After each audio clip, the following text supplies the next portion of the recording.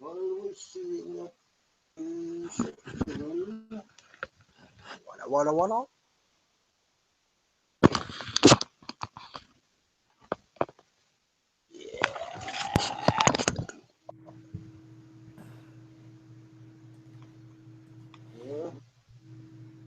Hello, D-Big. Hello, Jay Tudor. Good morning. Hello. Hello, D-Big.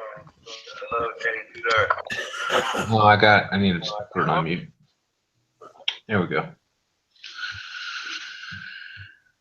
Should I read YouTube channel again? Say it again. No. Yeah, I forgot to mute it.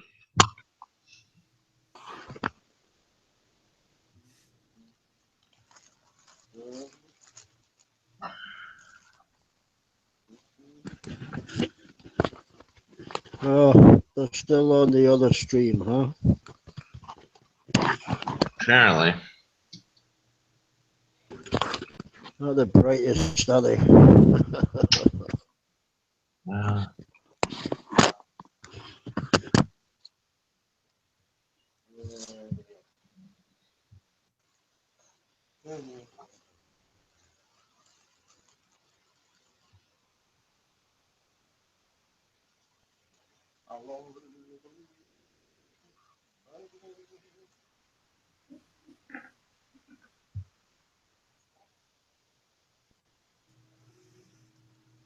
Are you there, Jay Tudor?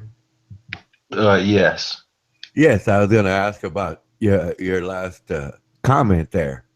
A vain pursuit indeed. You think it is vanity that drives him to try to bring these ne'er-do-wells into the chat so he can convert them, his projects? Well, yes. I think that he's trying to make people think like him, and he's not necessarily very convincing. That's what I think. I think it's all in vain, for the most part. Oh, in vain. Okay, in vain. Okay. Now that's most clear now. Okay, it's in vain. Okay, got it. Right, like just is in just pointless. Like Yeah, not to Right. inflate his ego, but the fact that the basic outcome is that he's not going to be able to convert anyone. Right. That's Okay. what I believe. Okay. No, I think he's on a mission. His so-called patience, trying to get those ugly trolls in here, and tries. He's patient about it. He slowly tries to get in there, and obviously uses street language, to like provoke people and not necessarily intimidate, but he tried to get him in here so he could slowly work on him over time. Plus, I don't believe his ego, albeit, go ahead. Well, I was just saying I don't think I don't really agree with that approach. I don't believe in indoctrination. I believe in education and letting people make their own decisions. Like I don't I don't take the indoctrination approach because it's just not honest. I mean, really, what separates your ideology from a cult? Like if all you're interested in is brainwashing people, like, and not letting them come to their own decisions, then, and I'm not saying that's what he's doing, but that's the way it can come off to outsiders. I do think. Even Pakistani was like, Armando, you're brainwashing me. Yeah, but I'm not sure. Like I said, I'm not sure. The way he's approaching it, yes, he is brutish about things and the way he says things and does it. But he has some underlying motivation, and obviously, I understand what it is. He's just trying to bring people into the fold, if you will. Yeah, I don't necessarily think his intentions are malicious. I really I don't, but I I also don't think they're um necessarily always honest either. How so? What part of it implies that it's not sincere? Well, sometimes he'll joke about certain things, and I don't know if he's joking or if he's serious. But a lot of times when he gets racial, things like that, that's mostly what I'm referring to. Ah, yeah, he does have a tendency to blend some of his persona into his intent. Yes. Okay. I like Vargas, I do. I just we have different views on a lot of things. That's all. Oh yeah, like I said, I was initially I was surprised. He invited me, so there you go. That's the answer to that question about me being here. But he invited me, and like I said, initially it's like I was really surprised how patient he was. Right, he'd get sniped, he'd start over, and then he'd let that same person back in. And it's like, man, he's quite patient that way, and so that's kind of like, okay, everybody's got different, puzzle pieces to their profile, and obviously obscenities and racial biases. Yeah, no one's perfect. In other words, we all have our shortcomings. Oh yeah, I'll be the first to admit that, for myself. But the fact that like I wouldn't be so patient, but then again, if I started chat rooms, it wouldn't be to try to convert people. It'd be to converse with people and share ideas, bearing views and opinions on any variety of ideas. But he always brings it back to his bases, which would be Christ. Right now, that last part, what was about Christ? I missed that. Sorry. Hey, Ronan, stop lying on me, all right? Stop lying on me. Well, he has ears. Apparently, he's cleaned out the wax. No, his like I said, his motivation, and his character are blended, right, in his presentation, right, where people would take offense. They would want to come in and argue with him. Hey, man, why are you being that way? Quoting him, I'd like to say, pause, the white man's the devil, and just a very dry, negative wit, right? And that's offensive to many. So they would come in, try to argue him, put him, put the idea in his head. You're not supposed to do that, and that's a way to draw them in. And then the other side of it, right, is he comes up, and then he'll just sit there and quote the Bible. And I'll say, okay, to me, that's an excellent marketing strategy. However negative anyone thinks, or negative or positive, anyone thinks it may be. Yeah, I think a lot of people just get the mixed messages because they're like, on one minute you're joking, and then on the next minute you're talking about something serious. So probably a lot of people don't get it. Right. Keep them off balance, as they say. You got to keep them off balance. Keep them off balance. Never let them know where you're going with this or that or anything. And that, it's like brings people in. They're interested. And he has had, like all sorts of people in here. I have to admit that. It's not like, they're all like a bunch of scientists or a bunch of theists or flat earthers, so on and so forth. He's had a pretty diverse group of people come into the chat, definitely. Well, see that I think that an excellent marketing strategy because more people from different groups are hearing it, and they want to either come in and agree with him or contest what he says. Yeah, for the most part, I think it's pretty much a good idea.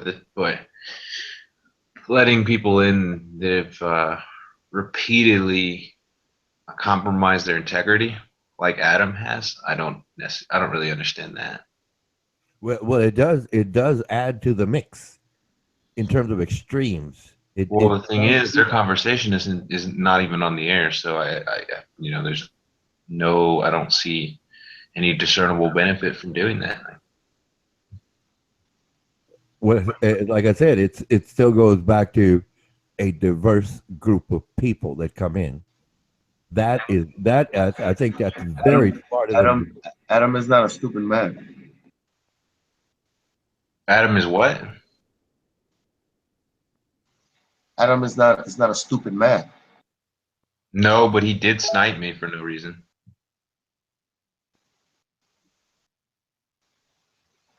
He hates you because you believe in Jesus, just like Ronan hates you. I don't doubt that about Adam, but I don't think Ronan. I don't think Ronan hates me.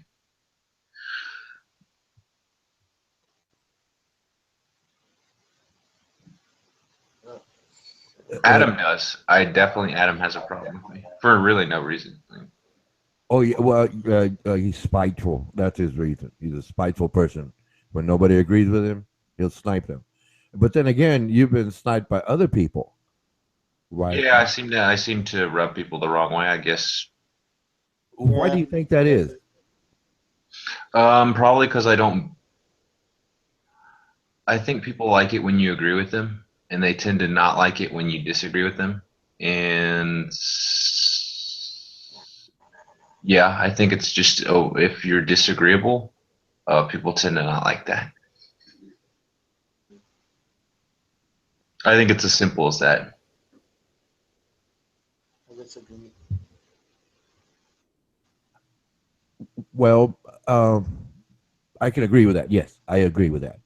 But other people snipe other people's for that very same reason, if not similar reasons. Agree with the next comment. You're way back, D-Back. You're way No, I back. just My said, apologies. I disagree with the next comment. Which comment? That comment. That was the trick. That was the trick. Okay, I'll tell you this about D-Back. He's very a mischievous person. He loves that. He's very good at it. He's good at it. I admire that about it. Very mischievous. You know, he's got that childlike quality where, yes, he's fun loving. You know, in spite of being a very smart man, right? He just loves to do those things because it's Appreciate fun. a good sense of humor. I Yes, do. yes, he got to notice that about him. Yeah. D-Beck has a good sense of humor. I do like that about you. So people will take themselves too seriously, like our friend LaSurge. Now I like LaSurge too, but and he is a little bit more tolerable in chat, but he takes himself too seriously. Oh yeah, he's smarter than Isaac Newton. We need him here. That was like, oh, if it wasn't so typical of him, it'd be surprising. At that point, I just wanted to. I was just flooded with a mix of emotions. Just like I don't even know what to say to a person like that. Like how full of yourself can you be? Yes, yes. Actually, when he was pressed, okay, well, say something original. You know, he just goes back to quoting, and that's it. And that's all he's really got. He's got a brilliant memory for lines, quotes, ideas, but he You can't guys, seem to. you guys got. I think we got Adam chilled right now. Do you guys got him blocked? I don't have anybody blocked, man. I don't have Yeah, I anyone. know you don't have him blocked, but D-Beck, no, right? I've not got them blocked. You don't got him blocked, right? What? No, I've got nobody blocked. Yeah, me neither. All right. Okay. What are you gonna try and let him in here? He won't even talk. He wanted to, yeah, that's he wants to talk to you now. Bet right now that he's not gonna let me. He won't let me talk. Bet.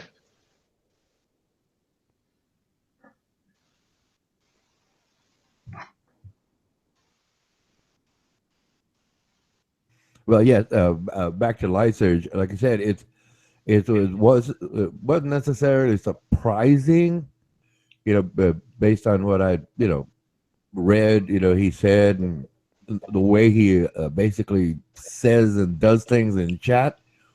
but it didn't catch me off guard. But how can I put it? I kind of expected something like that, but I could never predict it. Oh yeah, that was one of the most outlandish things I've ever heard him say. I agree, and I've heard him say some pretty outlandish things. So Well, yeah, I agree. But like I said, it's like I said, he doesn't. He's like I said, he's got that memory for things, but he's not very. He's not original. He's not original. You know, he can't. Come up with something original, build upon what he knows, and What are you talking about? Lyserge, Nolan. I think you understand him as I Nolan. think, yeah, I had a feeling. I think, dude, I actually agree with him, except on, of course, on the ideology, but I think he's all right. he's okay. Well, I didn't say I didn't like him. I just, just profiling him for what I understand him to have said. So Adam's gonna come in here or what?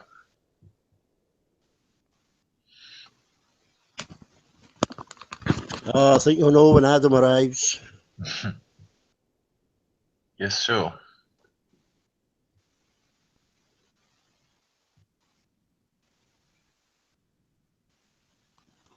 He's on the hangout anyway.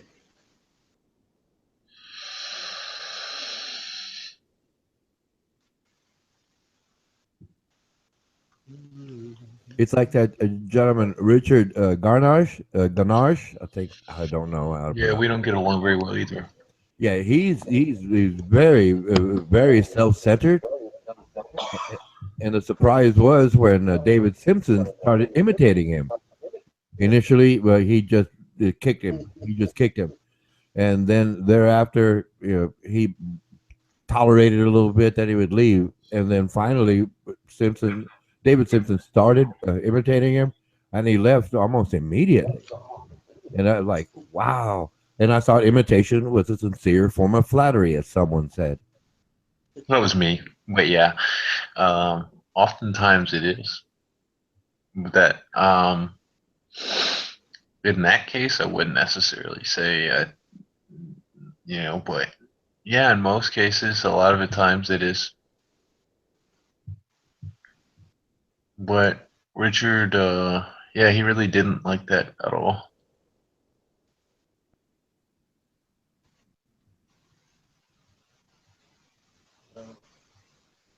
I thought he would appreciate it, somebody imitating him.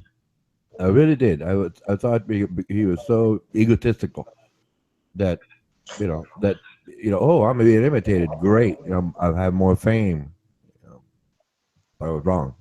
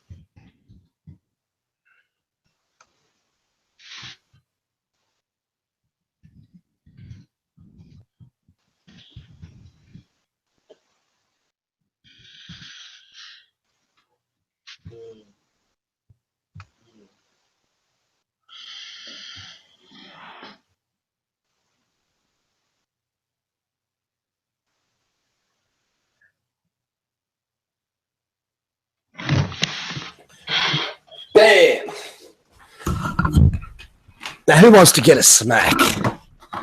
It was the blocking and unblocking. I had to block you again and unblock you. Nigga, you had me going on a fucking mission.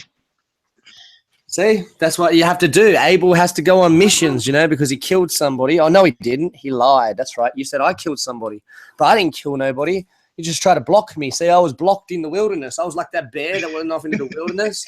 That was me, you know, and then you sat there and fucking like, you know, herded all your sheep up. You herded all your sheep together and, you know, try to get them to trouble. I got a guy here named Tudor. He wants to know what's your problem. Tudor wants to know what's my problem. I forgot how fucking annoying his voice was. Say it again. I didn't hear that properly. Jay Tudor, you're talking about CupFace. CupFace wants to know. Actually, no. CupFace? I already know what's wrong with you. Many things. What's wrong with me? You tell me. Well, I don't think it's necessarily my place to tell you. But I will say this, you sniped me for no good reason. Well, no, I didn't, because if you look into it technically, all right, there was only 3 people on the show, you, Armando, and another person. The other person I'm oblivious to, never met them before. Armando had stated that he unblocked me in the chat, so he lied. And then my assumption was that CupFace blocked me, so I then turned around and kicked you, so then I could join and then tell you can join on another account.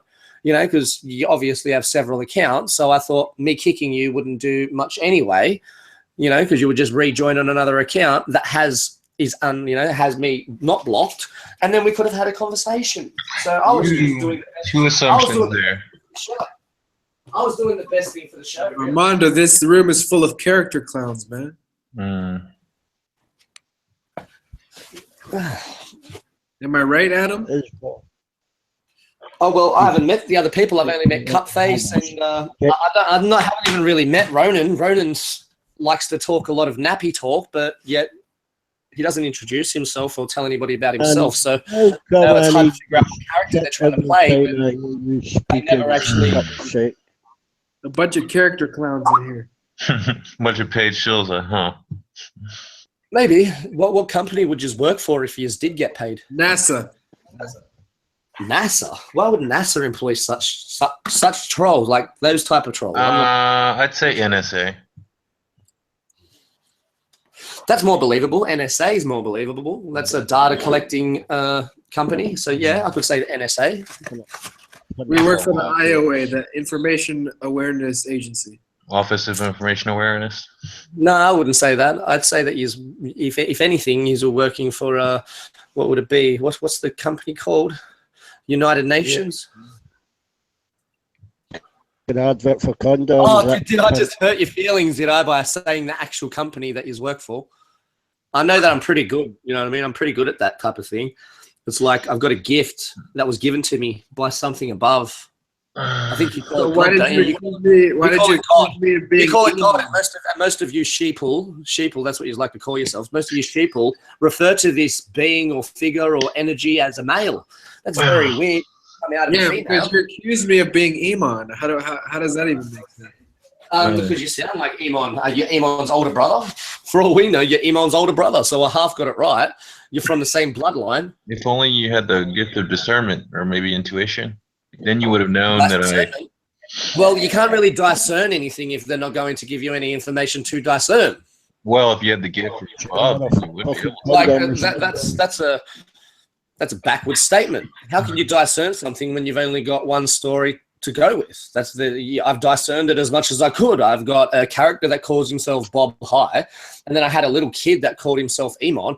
They sounded very similar, so I assumed from what their rhetoric was that they were collaborating and they might indeed be brothers. A fair assumption. Yeah, my name was Shippy Ship initially, and that's when you called me Iman. I don't know. You sound like you've got a lot of nasal going on at the moment. Are you all right? Nasal problem. I got seasonal allergies. Damn. You're like me, man. I get hay fever and whatnot. Yep. So, Demon Boy, why'd you hide yourself from the broadcast, Demon Boy? Adam, I thought you turned over a new leaf, brother. I am. I'm turning that leaf. The leaf's turning constantly. Like, you're the ones that are trying to troll me, and I'm just laughing. Like, before you left to the Philippines, you sent me a long message. You said, yeah, my bad. I'm sorry. You're amazing. And, you know, now everything's back to normal. Like, you're the same old Adam that we all know. Nothing has changed. Really? I guess that's your assumption as well. Like me thinking that you're Emon or Emon's brother, you can assume that I'm the same old Adam that you've never met before. No, I've met you before. We've had our altercations. You've sniped my hangout. Oh, so you've actually met me in person and been able to have an interaction with me and then see. No, we've had interactions on the hangouts. When people are together and they're in person, they talk a lot differently. I've noticed it. I talk the same. I'm one of the people that I can't lie and I can't change the character that I am. You know, I can make the character nicer, whatever character I happen to be playing in this vessel, I can make it nicer. But even to my own friends, if they were to talk the dribble you talked, like I would have, like what was it, 3 days ago, I jobbed me mate in the mouth for talking the type of nonsense that you talk. You just admitted that you talk the same, therefore even before he started speaking. I've met you before. I couldn't hear what you were saying, D-Beck, because you just started like... It sounded like monkey rhetoric. It sounded like there was a monkey that was like going... Out of your vagina, you stupid little fucker. Man, you need to like step a tiny bit away from your microphone so then it doesn't sound like you're breathing into it. Move a tiny bit closer so you can't fucking hear me. I'm just trying to help you out, dude. Like, I'm just trying to help you out. Nobody can hear what you're saying. I need you to help me out, dickwad. I don't need your help. I'll just fucking say what I like when I like. What? Yeah, I'm just trying to... I don't know what he said. Who sniped Armando? Not me. I didn't touch him. Sing Matilda, world sing Matilda. Don't even try to blame me. Oh, my world sing Matilda with me. You can try and blame me, but it wasn't me. I didn't do nothing. There was no sniping involved at all. So don't blame them. Don't blame anybody. Calm down. Adam, why would you snipe Armando, dude? They didn't snipe Armando. That's right. See, it wasn't me. I didn't do anything. I've got no intentions of sniping anybody. Hey, we're going to assume it was you. You're the sniper in here, dude. Okay. He's too busy to snipe. He's probably Like, jerking off to my voice. Wifey. That's your wifey. I think I like her.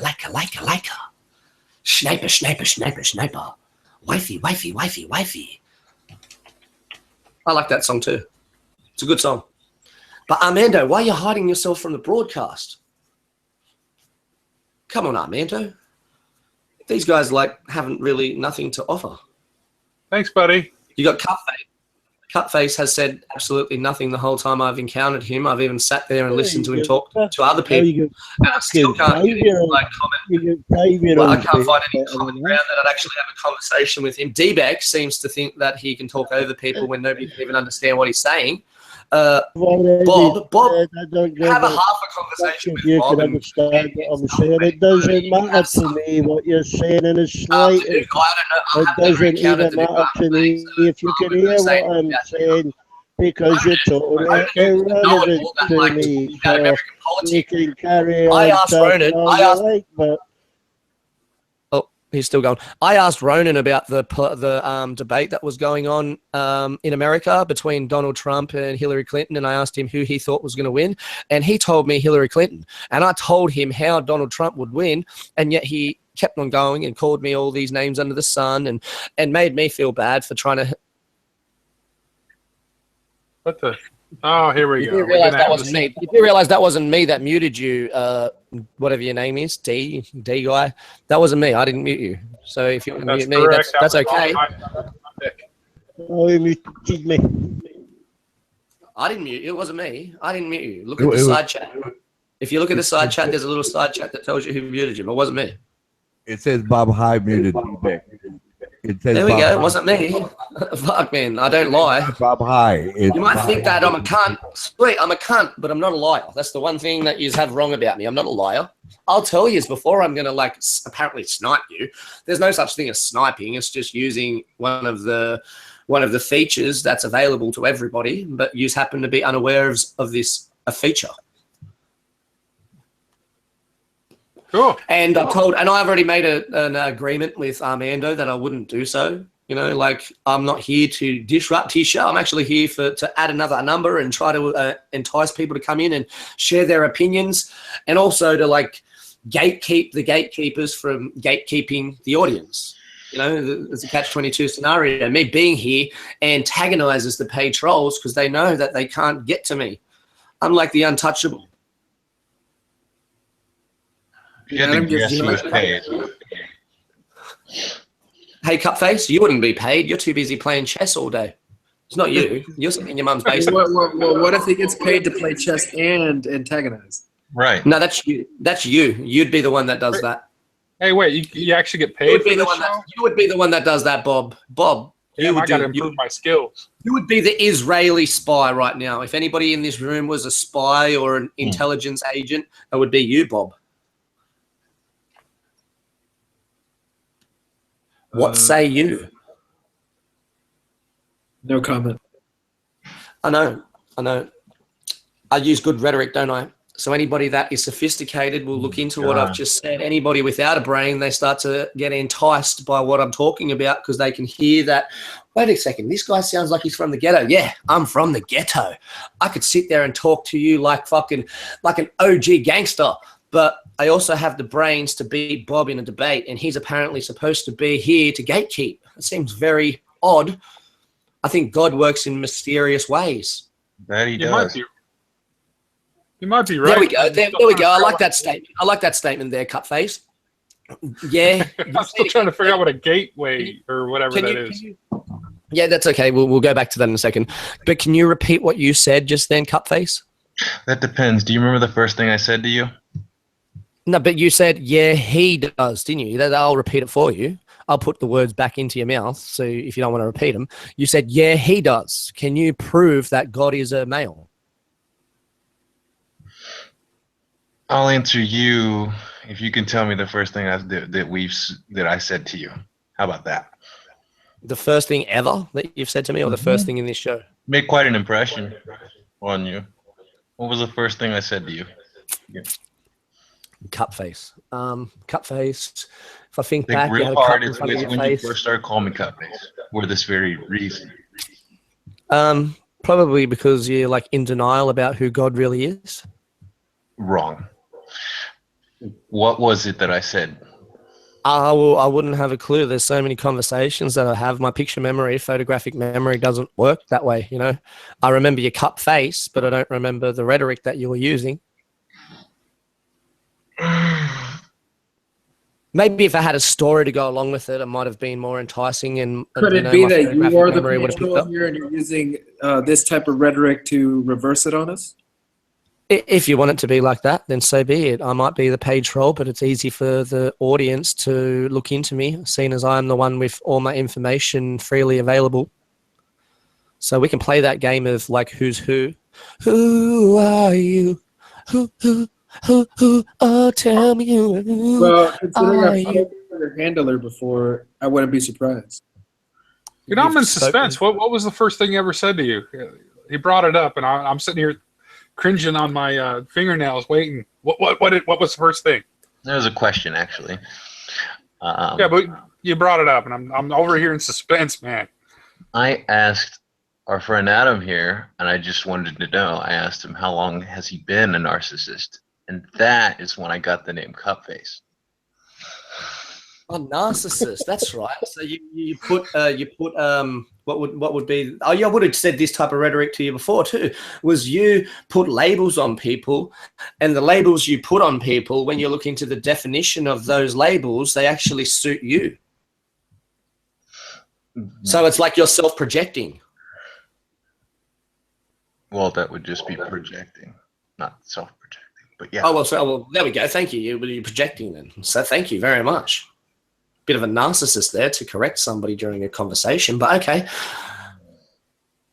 I don't want to be a hypocrite, seeing as you already called me a narcissist. So in your opinion, I'm a narcissist. In my opinion, you're a narcissist. So we're just going to be narcissistic towards each other. Well, again, that's why I phrased it in the form of a question. I had to ask, but I never got the answer. Oh, well, a narcissist wouldn't really be able to answer that type of a question, would they? Well, he could if he was honest with himself, but since he's a narcissist, he can't really be. So I guess not.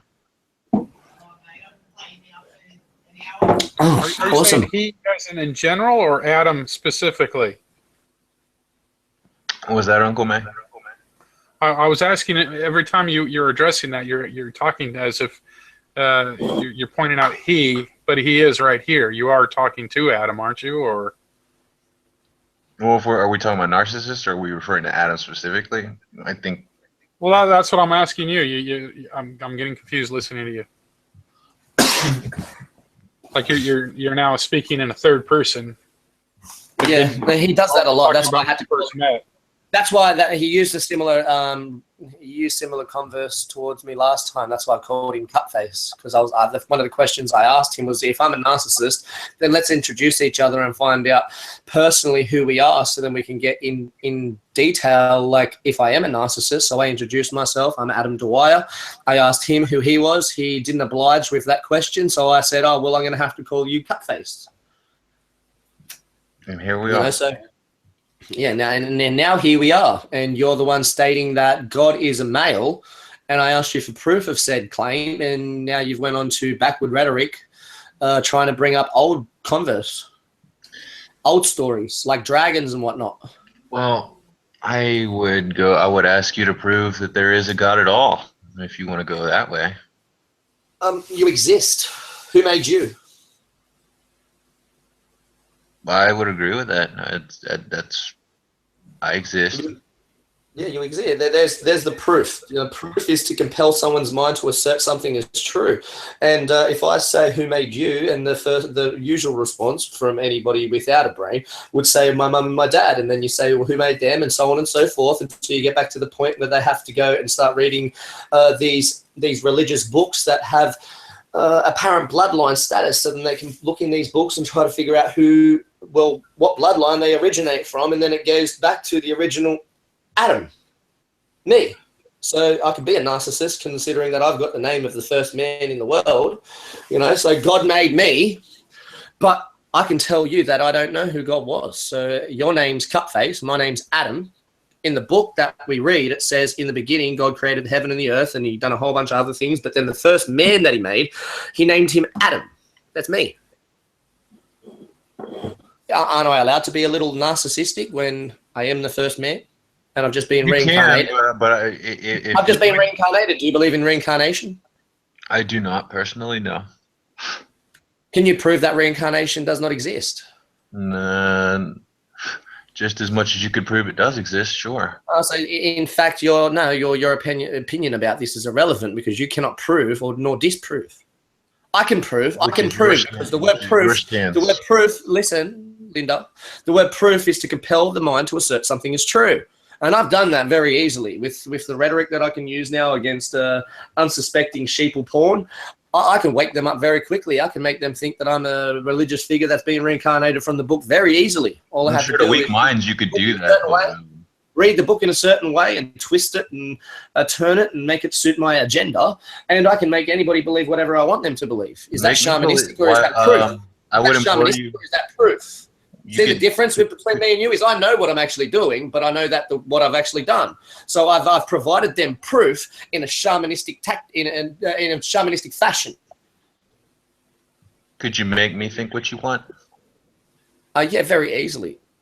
Could you? And now you're going to say try to. Now you're going to say do so, and I'm going to say, well, I've already done so. You're my little bitch now. You're here talking to me.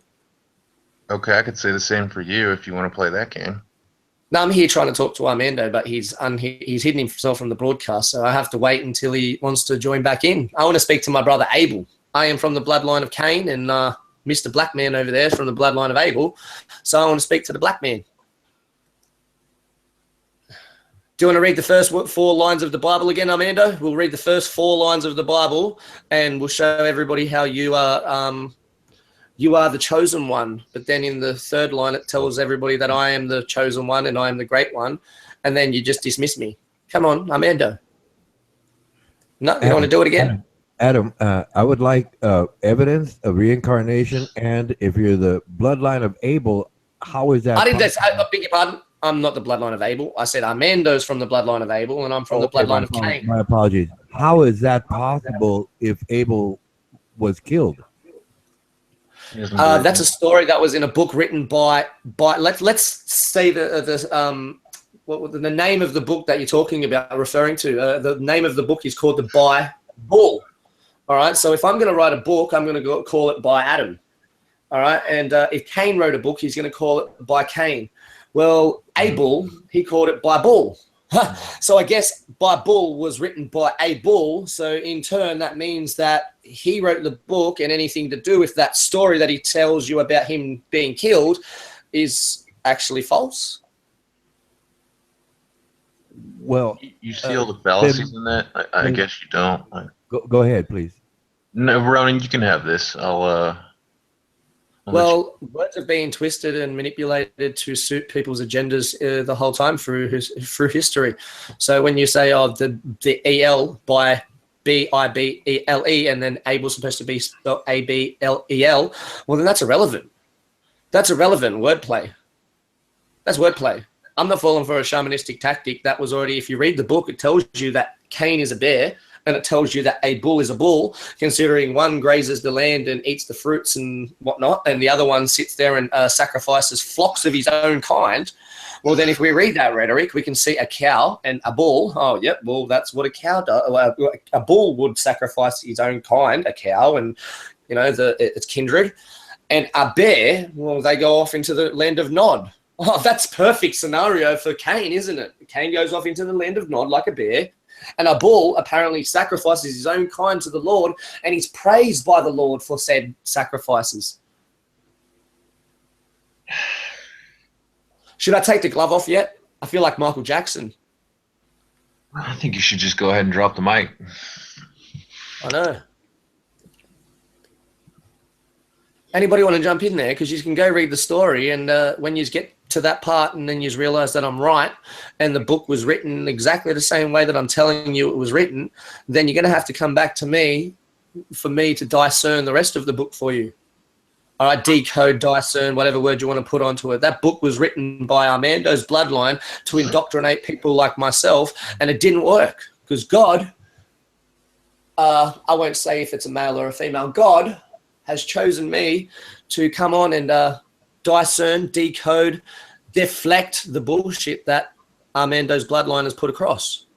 Did you hear that fart? I farted. So you're basically alluding to a conspiracy book? Is that it? A Gnostic text. I'm talking about a storyline, a script, a movie, a script that has been replayed over and over throughout history. If we see that Cain and Abel story, and we see the concept that I'm trying to portray here, that Cain did not kill Abel, and Abel is a crisis actor per se, and they had a disagreement. Cain went off into the wilderness, into the land of Nod, and separated himself from Abel. Abel then knew that he lied because his sacrifice did not give him any type of link to God, like he said. Then he had to go back to his father and realize that he was the one liar. So instead of telling his father that he lied, he then lied again, dressed up as Cain, and then said that he killed himself. He killed Abel when he is Abel. Abel dressed up as Cain. Yes, we know human nature now. Abel dressed up as Cain, went to Adam and said, I killed my brother, which he himself. And in turn, that's what was replayed throughout that book the whole time. When you go, and what is it? What's another one? Come on, Armando, you can help me here. You can read the rest of the book now. Talk about it. What other brother does the same thing further on in the book? Well, it's Jacob, isn't it? Jacob and Esau? Isn't it Jacob and Esau? They do the same. They go through exactly the same exactly the same storyline. One brother does something, and then the other brother pretends that he's the other brother and goes off and lies. Yeah. So we can see this story being replayed throughout history. And then when we look into the media that we have to listen to, the false indoctrination, the education system, we see that they teach the, what would you call it, elite, or the ones that have money. They teach them that they're to be actors, and they teach people like me that I'm to build the houses and whatnot. So I can see the rhetoric and how it's used in everyday situations. But you can't read that book and tell me how that relates to our lives every day. I can sit there, and I'm just an everyday guy from Australia, and I've decoded the Bible. Seems very odd. What text can you? How what? What text can you cite besides the Bible that obviously is connected to the Bible that would indicate that Cain did not kill Abel, or Abel had a bloodline? That's what I'm really interested in knowing. From Well, in the Bible, it states that there's 3 bloodlines. It states that there's Cain, and then there's Abel, and then after there's a situation there, then Eve says to the Lord, she wants another son, and he gives her another son and calls him Seth. So Seth. So we see that there's 3 bloodlines apparently on this earth. And if we look and we're what would it be, realistic? We're intellectually honest. We can see there's a black man, there's a white man, and there's a yellow man, or an Asian. So we got Asians, we got white men, and we got black men. You interbreed all of them, and we've got every single type of human being that we got. So that book has some truth to it. It does have some truth to it, but you have to discern and decode the story. Like it's like me telling a story about if I was to win a fight. If I'm telling you the story from my side of it, I'm going to be some champion, superstar, Superman. But if I was to be on the other person's story, he'd probably say that he won the fight. So we can see that human beings can't be trusted when they're actually going to put their word down and their stories down. Well, yes, but it's really just based on that specific text. There's no parallel text. Vernon, if you want to understand more, you should look up Gnosticism or Christian esoteric Christianity. Either one of those would point you in the right direction. Oh, because it's hurting your feelings. It hurts your feelings, so I'm a narcissist. And I'm a Christian esoteric when I wouldn't even know what that means. Like, I'm not Christian. I don't believe in Jesus. And esoteric, I'm not too sure what that means. I'd have to go look into the definition and figure out why they've put that word. Tell you what, you crack a dictionary, and in the meantime, Ronan can go research what I just told him. Well, you could explain it. You could elaborate instead of just dribbling. I've told you. Now, what do I want need to give you a bid? Do I need If to give you you a don't, bid? I'm not going to do the research for you. You can go. No, I'm not asking you. I'm telling you to elaborate on what your definition. And I'm telling you, do your research. If you don't understand. Well, then I would end up with my own definition. So I'm not going to be on the same level as you, because we would define the word differently. I know that personally because I think completely different to what you do. So if I was to go define the word, I'd have to research why they've made that word, where it actually originated from, look into the words that within that word, where you just take the whole word for what it is. You just say esoteric and then read the definition off Google and say, oh, that's what it means. So there's a big difference between thy and yourself.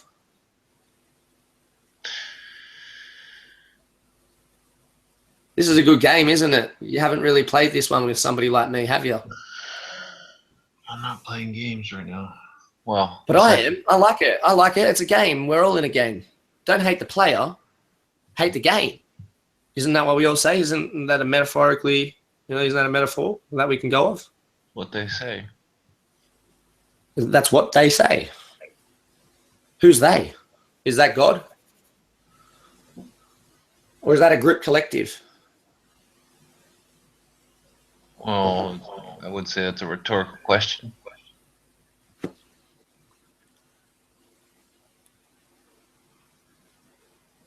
going to fart again. Did you hear it? I did not. Doing little puffs. I had a big omelette, egg, bacon, salami, mushrooms, onion. Oh, mate, it's going to go straight through me. Sounds good. Yeah, it was. It was very nice. It's better than playing chess. If you don't mind, where did you get into all these sort of belief systems? Oh, well, God woke me up 4 to 5 years ago. It's probably 5 years now. 5 years ago, God woke me up and I changed. I was just a normal, everyday guy that went to work every day and earned a paycheck to come back and pay the bills, and had my own girlfriend and was living life, just about to have a baby and start a family, and was going to live a mediocre life. And then something happened. Boom! I got rid of the girlfriend and I started researching. I started to realize that I'm a little more important than even I thought, that everybody's a little more important than not. They realize that there is an eye above that's watching us. So when you see an all-seeing eye that they talk about with the triangle and whatnot, I started to look at that a little differently. Instead of seeing it as an Illuminati symbol, I seen it for why these people might have put this symbol in place in the first, why it actually exists. Because when you wake up, when you're woken up, you notice or you realize that you are being watched, and it's not judged, it's just watched. So it's like, how do I want to be remembered? Do I want to be remembered as a scumbag that plays chess and hides behind a cross, or do I want to be remembered as somebody that actually decoded the Bible and got trolled a few times for trying to express what I've actually found? And along the way, I've had to deal with people like yourself, but in the end, I've decoded the Bible. The difference between me and you is I've actually accomplished something with my life. I've already decoded the one story that nobody had no clue what happened. I'm the guy, me. Do you hear that come out of anybody else's mouth? Do you hear? Well, do you? I've never heard anybody else say the things that I've said. I never heard that anybody say that Cain did not kill Abel. Nobody ever told me that story. That was me. I went back and read the Bible and went, wait, that story looks very odd. And I read it backwards, and then I read it forwards, and then I read it every type of way, and I read into the words that they were using and the definitions of the words that they were using, and then I looked into like I said, broke the word down so I could find individual words within the words, and then try to figure out why they used those words as well, and realized that it was a script. It was a movie. And these movies that are being played to our children and the communities, or whatever you want to call it, what would it be called? What do you call it? I have to use human words here. Society, the words that are expressed to society, the stories that are told to society is exactly the same thing as the book, like Batman and the Joker. Nobody realizes that Batman is the Joker. I guess you like the movie too much, you know what I mean? Because there's two different characters with two different faces. You believe it now, so you'll give context to the lie and say, well, Batman cannot be Superman because blah blah blah plays Batman and blah blah blah plays the Joker, so they cannot be the same person. But in technicalities, it's subconsciously that story was written because Batman is the Joker. He goes around and crushes his own city as the Joker, so then he can come and rebuild it as Batman and take a role as a superior figure. It's a very smart thing to do indeed. I've seen it, like Donald Trump used his little crisis actors to go out and participate in riots and whatnot, put them under Hillary Clinton's name and blame her for it. But really, they were together in the first place. They were all collaborating. I agree with as far as that. I definitely. Oh, but you don't agree with the rest of it because it doesn't suit your agenda. Because I simply disagree with it. Yeah, it's okay. Things don't suit others' agendas when, Well, I think your agenda is to make me agree with you, and if I don't do that, see the one-eye symbolism. See the one-eye symbolism I'm portraying right now, and it's a female. She's watching you.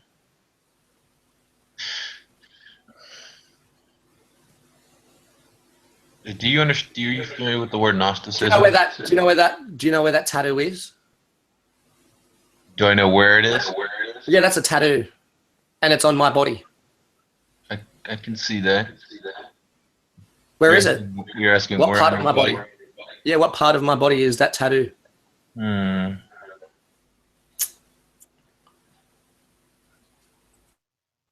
don't know. Is that your arm? It's my penis. Is it? Oh no, that's a lie. It's not my penis, but it was a funny joke. Made you look at the skin a little differently then, didn't it? Made you think that you've been looking at me cock the whole time. I was gonna say that's a really fucked up looking cock, but what is it really? That's on my hand.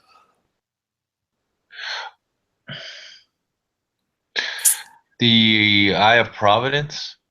It's a lady with one eye symbolism, and she's got a bandana over her mouth because God never speaks.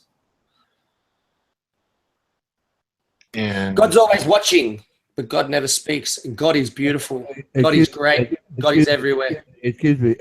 As I understand it, Adam heard the voice of God, and Moses. No, I didn't hear the voice of God. God Moses, woke me up to voice of knowledge God. that. I didn't say that God spoke to me. I said God woke me up to knowledge that I was unaware of beforehand. No, So when understand. I come back on and watch the same videos I've watched before, I looked at them in a different light.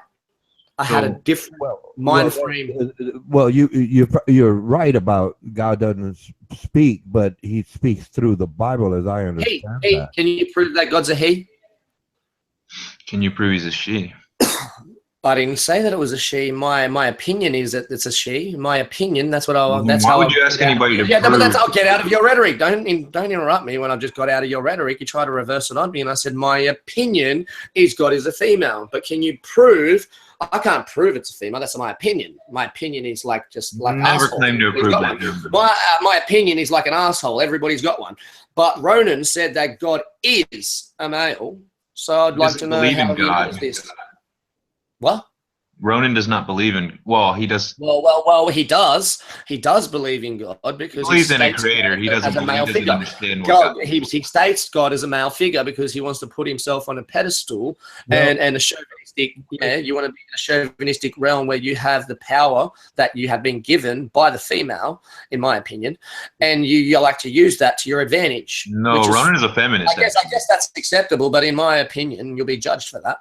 Well, the idea that God would be female, it runs counter to the narrative in the Bible, because God would be a he. Why does it? Because it says in the beginning, God created the heavens and the earth. It doesn't say that God, he created the heavens and the earth. Jesus calls him his father. Father is not a female.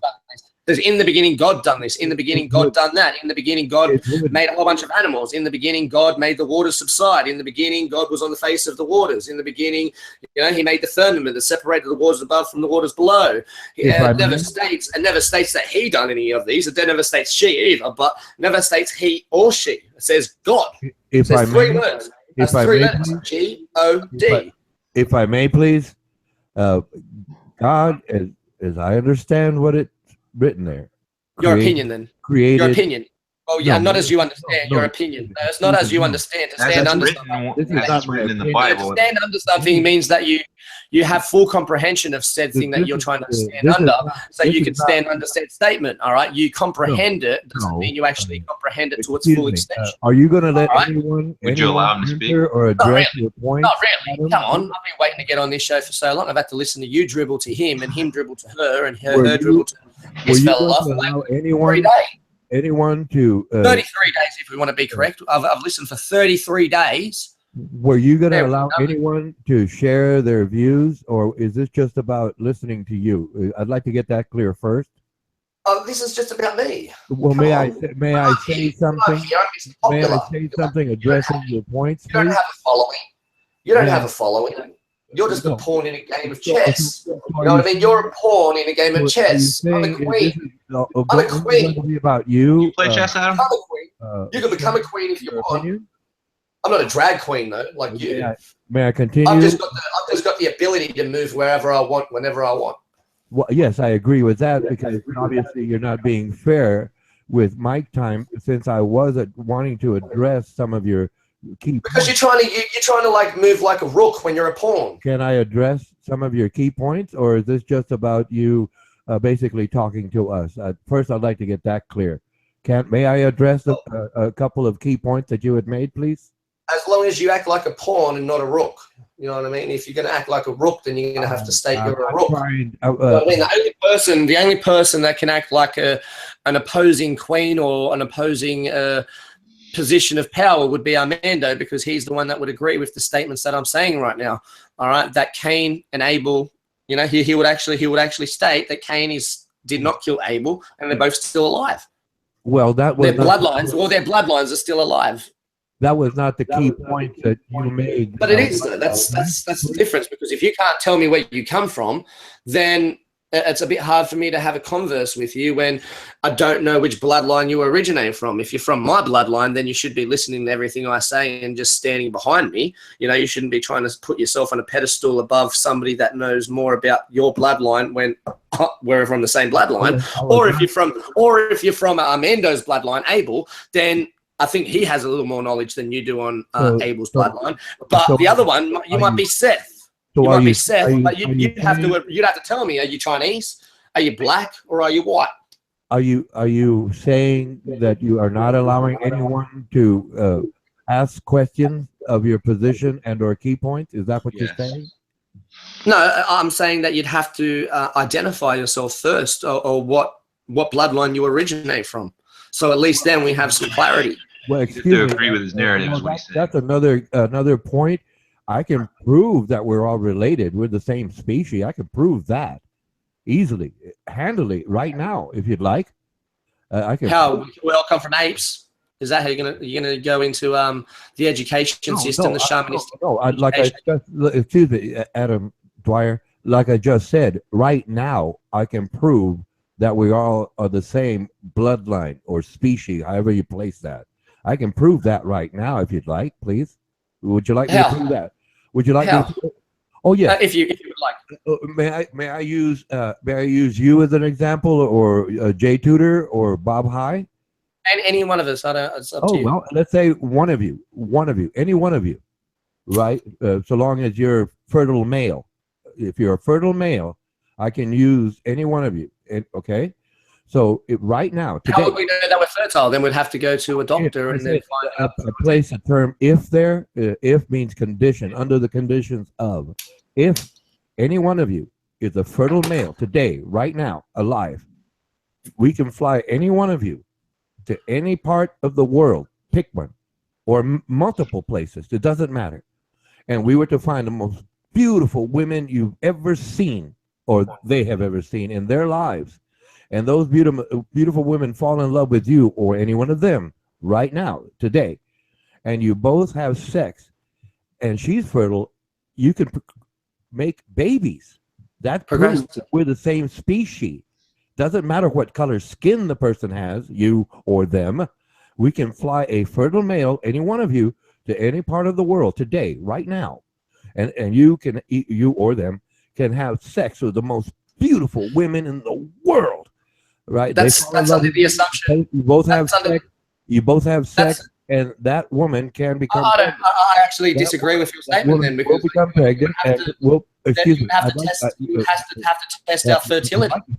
I would like to finish. Not really, because you'd have to test the fact that you've already understood the outcome. I might not be fertile towards that you understand the outcome. How do I know that I can't breed? How do I know based on your statement? Like I said, I would like to finish.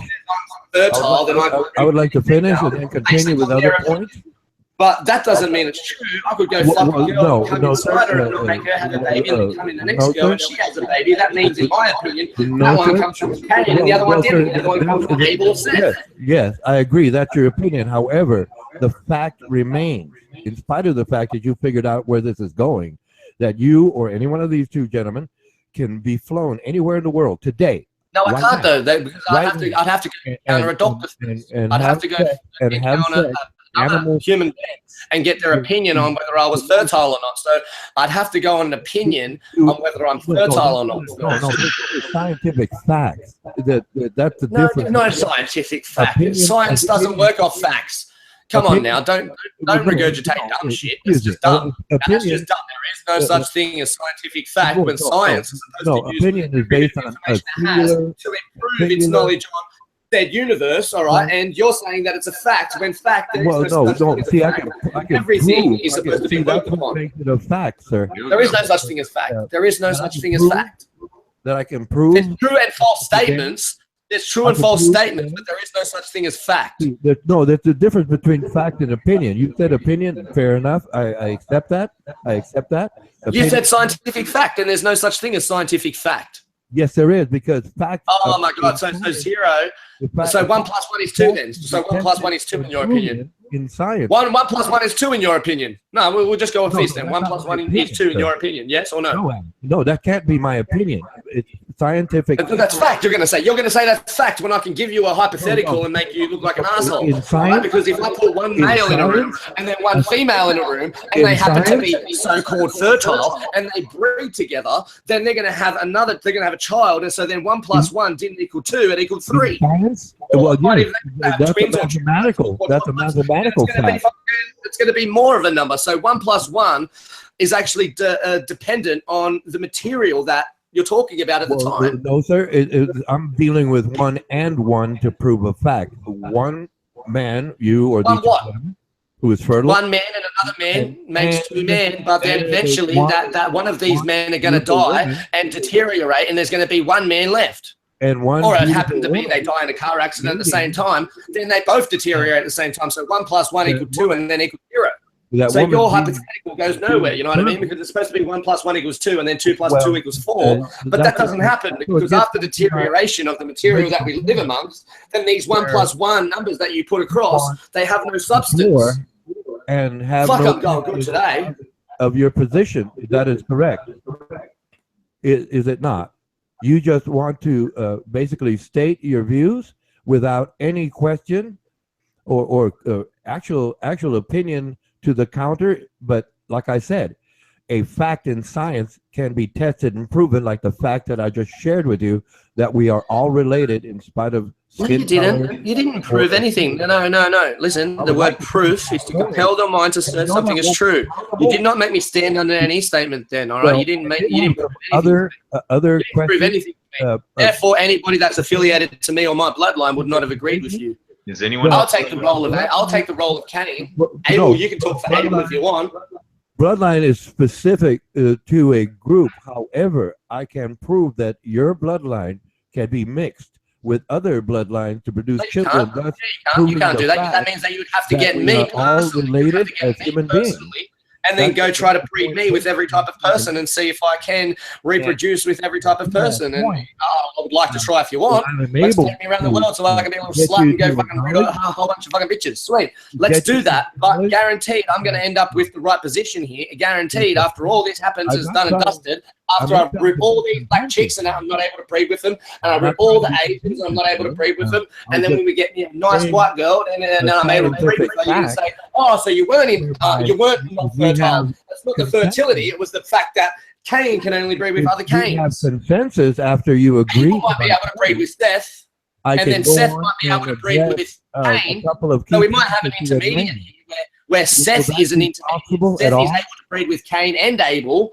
All right, therefore, that if Cain has bred with a Seth and then a Seth has bred with an Abel, then they can then therefore breed with the said person. So then Cain can then breed with Abel Seth, because Abel's with Seth was in that bloodline. See, no, you're getting it all wrong. I cannot breed with Abel's bloodline. That's why I was asking a question, because I cannot breed with Abel's bloodline. Abel is my brother.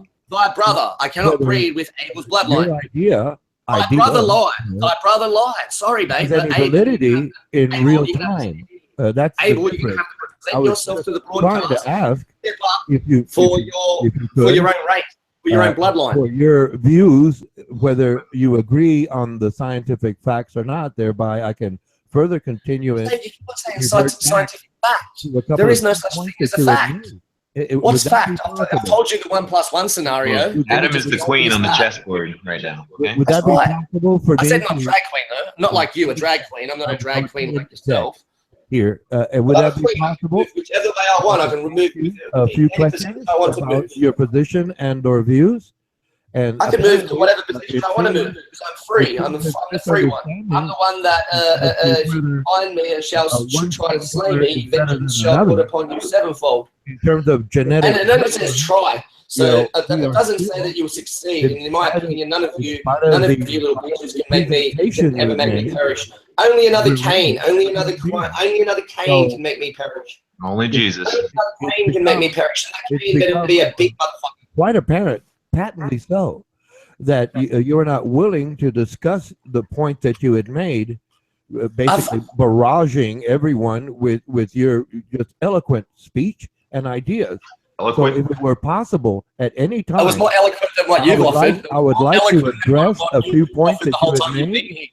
All right, it was more eloquent than your whole rhetoric. I could go back and then just record every single thing that you've said, all right, and you have not added anything to any conversation. At least Ronan's trying. Nobody can get a word in edgewise with you. Yeah, that doesn't matter. That doesn't matter. At least Ronan's trying. You, on the other hand, he's trying. He's not going to be interrupted by you. All you have is your chessboard and your CupFace. All you have is your chessboard and your CupFace. And I'm pretty. But you're the queen, though. You should be able to beat us all. I'm pretty adamant, and I'm pretty sure that if me and you were to play a game of chess, you wouldn't come out on top. Oh no? Well, why don't you try that out on the side? Click the link there and see if you want to try that out. I'm not clicking none of your links. I'm sure your mouth is bigger than your game. I'm not getting my computer flooded with gay porn because you have a fetish. Look at the link, moron. It's not gay porn. It's an encrypted site. Encrypted. HTTPS. And you don't think that you could hack that?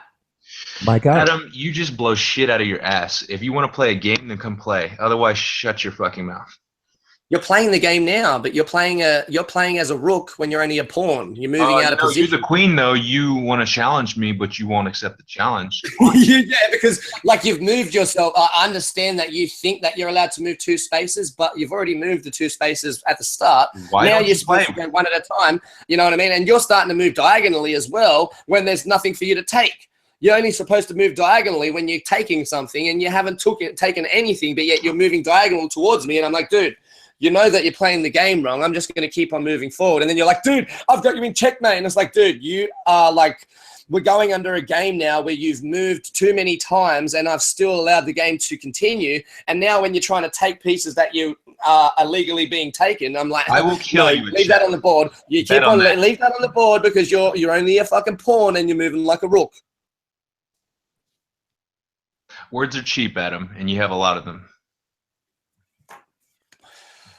I'm good with wordplay. That's why I'm here. I'm here to verse Abel, but he's got a little minion at the moment. So you're good at inflating your little ego is about all you're good at. But I don't think you're as good at playing chess as you are talking. I'm inflating my ego, yet I'm taking the role of apparently the worst person in the Bible, the sinner of sinners. And yet you're going to say that I'm putting myself on some type of a pedestal. It's like, I think you better read the story. God give you special insight. You're the one with the cross as your picture. I'm the one with a tattoo as mine. All right. So when I'm reading the Bible, everybody's like, how does a guy from Australia that seems like he doesn't even have much of an education as it is, how is he able to discern or even regurgitate things out of the Bible? How am I able to quote these things out of the Bible, yet you have not said you personally think that Jesus is a woman? You think that God is a woman? No, I didn't say Jesus was a woman. I said God. God isn't Jesus. Jesus was a man that used shamanistic tactics based on the book that he was reading. So who is the father whom he was referring to? Was that a woman? He was given a handbook and seen that if he takes the role. Who is Jesus' father, Adam? Who is his father? Didn't they say Mary and Joseph? When he talks about his father in heaven, who is he referring to? This woman. Who knows? Considering that the story's already been written by Abel. He's talking about God. I think you like forgot about that. I said that the Bible was written by Abel. I think you forgot that. So you're somehow discerning something that you don't believe to be true. When you're talking about Jesus, that person has nothing to do with me. That was a black man. We really don't have much to say to each other, really. If you don't want to play chess, I really have nothing to say. Not really. Yeah, that's right. Because Armando's more of the person that I want to talk about. Because Armando's the one. Notice how he's ignoring you. Armando would. He doesn't exempt himself from the broadcast because he's like he knows that I'm telling people about the Bible in its entirety. A white man saying that Jesus is a black man. Oh, so that's what they want. Yeah, he's from them. What are they? The you suck fuckers? What are they? What do you call yourself, Armando? Don't make me have to Google it again. What is it? I'll have to look it up. So you went from Hebrew Israelites. There we go. He calls himself a Hebrew Israelite. All right, and they think that they're the chosen ones by God. All right, and they did. They wrote all the stories. They're not chosen by God, but they wrote all the stories that we regurgitate to each other and think is truth. So one day you just opened up the Bible and just had an epiphany, and it was more than an epiphany. It was more than an epiphany. A Bible was given to me. A Bible was given I thought to me. it was bull. You know? Just like a Freemason ring, a Freemasonic ring was given to me. I was sent to me just like a Bible. I was encountering my friends, having a good situation. Like, what would you call it? I was having pool. I'll tell you the truth about it. I was at the pub playing pool, and then the owner of the pub come up to us because we know him, and then he had a conversation with us. And then as I was walking away, he turned around and he goes, "Hey, see that there?" And he pointed towards the window, and I thought he was talking about the Keno sign, if you know what Keno is.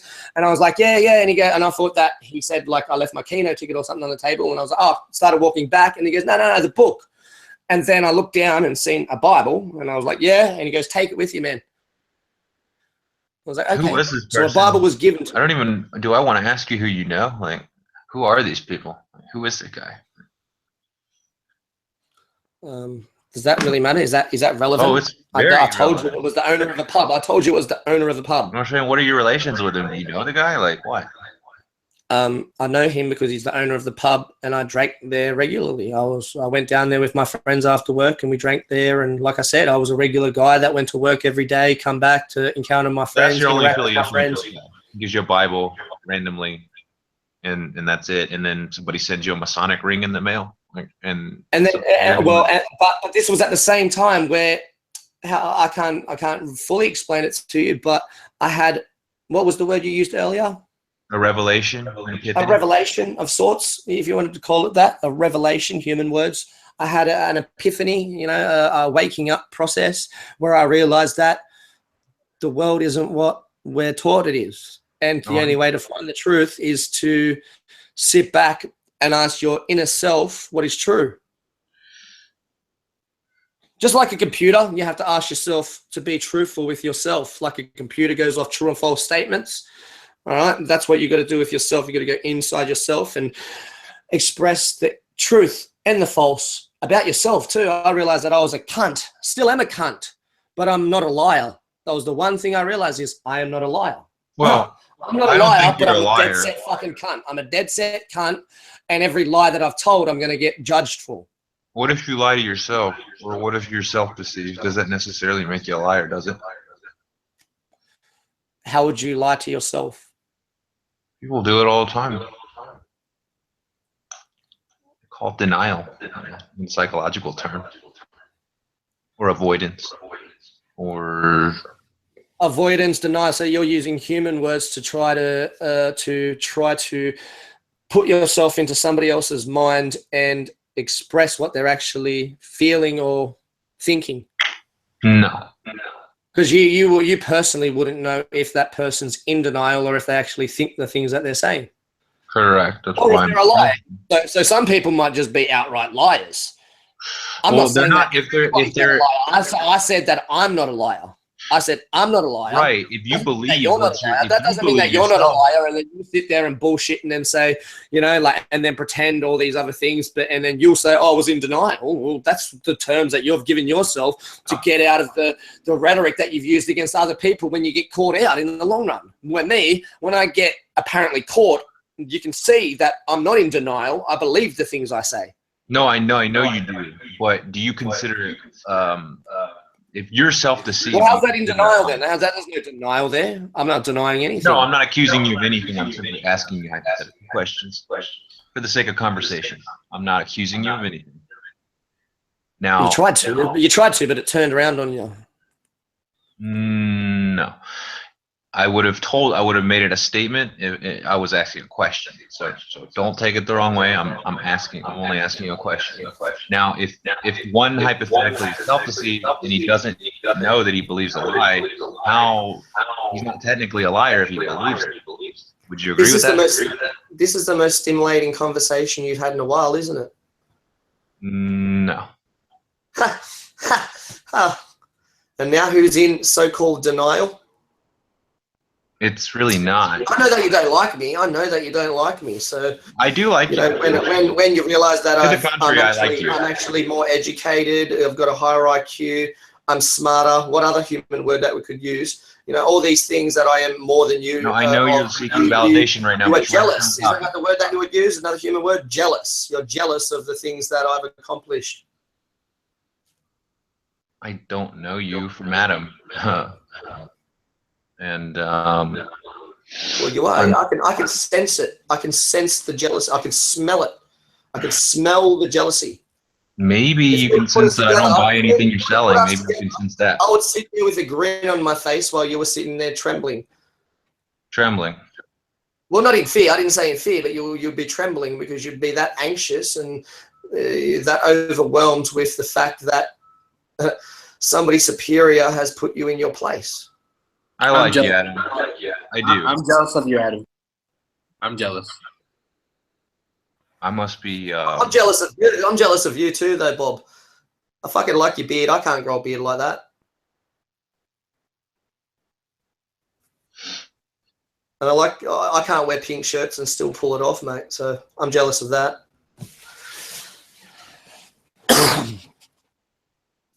But is jealousy a curse, or is jealousy just a way to like improve yourself, to learn to love yourself? Poor Mr. CupFace, you know, like you shouldn't have a Jesus cross. You look better when you're showing your own face, a bit of your own skin. I had more respect for you then. I'm not looking for your respect, trust me.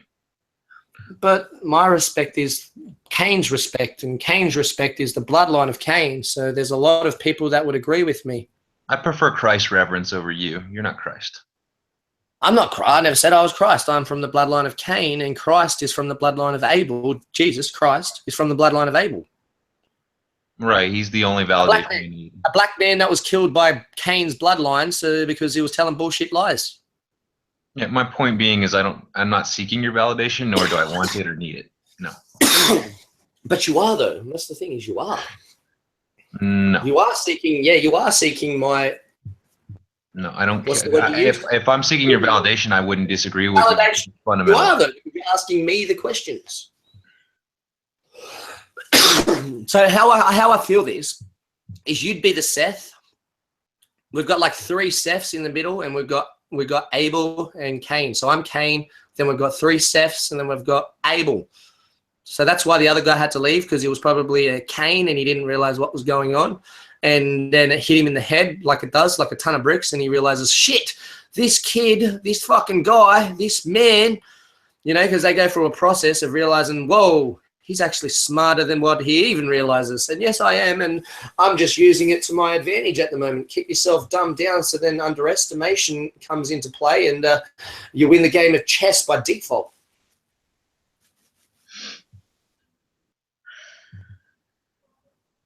Are you still moving like a rook? Are you still reticent to play me at chess? We're playing chess right now. But like I've said, you're moving like a rook when you're a pawn. So like you have to identify yourself and what position you are. I've said I'm a queen. I'm allowed to move whatever position I want. I've still got a whole bunch of like a minion in front of me, but I've stepped out. You know, I've moved 2 pawns out, let them get taken. And then I've moved across now, and I'm saying to you, you can't move in that fashion. You're not allowed to move forward and then diagonally to try and get me. That's not how this works. You're right in front of me, and I'm a queen. Do you realize that? I'm a queen piece in this game of chess, and you're a pawn, and you're sitting right in front of me. You're not diagonal to me. I'd be scared right now if you were diagonal to me, but you're right in front of me. So I have nothing to lose here. I've even got 2 rooks that have already got you. So I don't even have to move. I could then therefore put a rook to take you out, let the horse take my rook, then let my rook take your other horse, and then I've still got other pawns in play too. Those are cute metaphors, but if you do decide you want to play a game, the link's on the side there.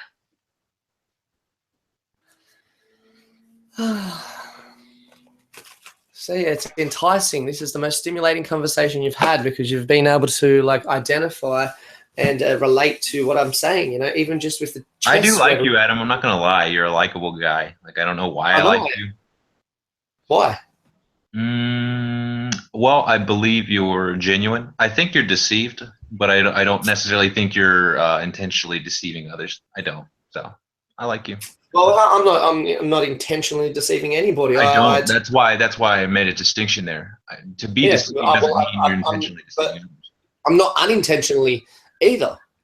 Nobody intentionally is deceived. That's the. But I'm not that's the unintentionally exception. deceiving anybody anyway. I'm not unintentionally deceiving anybody either, because I'm telling them to go look into this for themselves and to read the book the way that they decide to read it. Just because I've read it a certain way doesn't mean that the person that I'm telling is going to read the book exactly the way I've read it.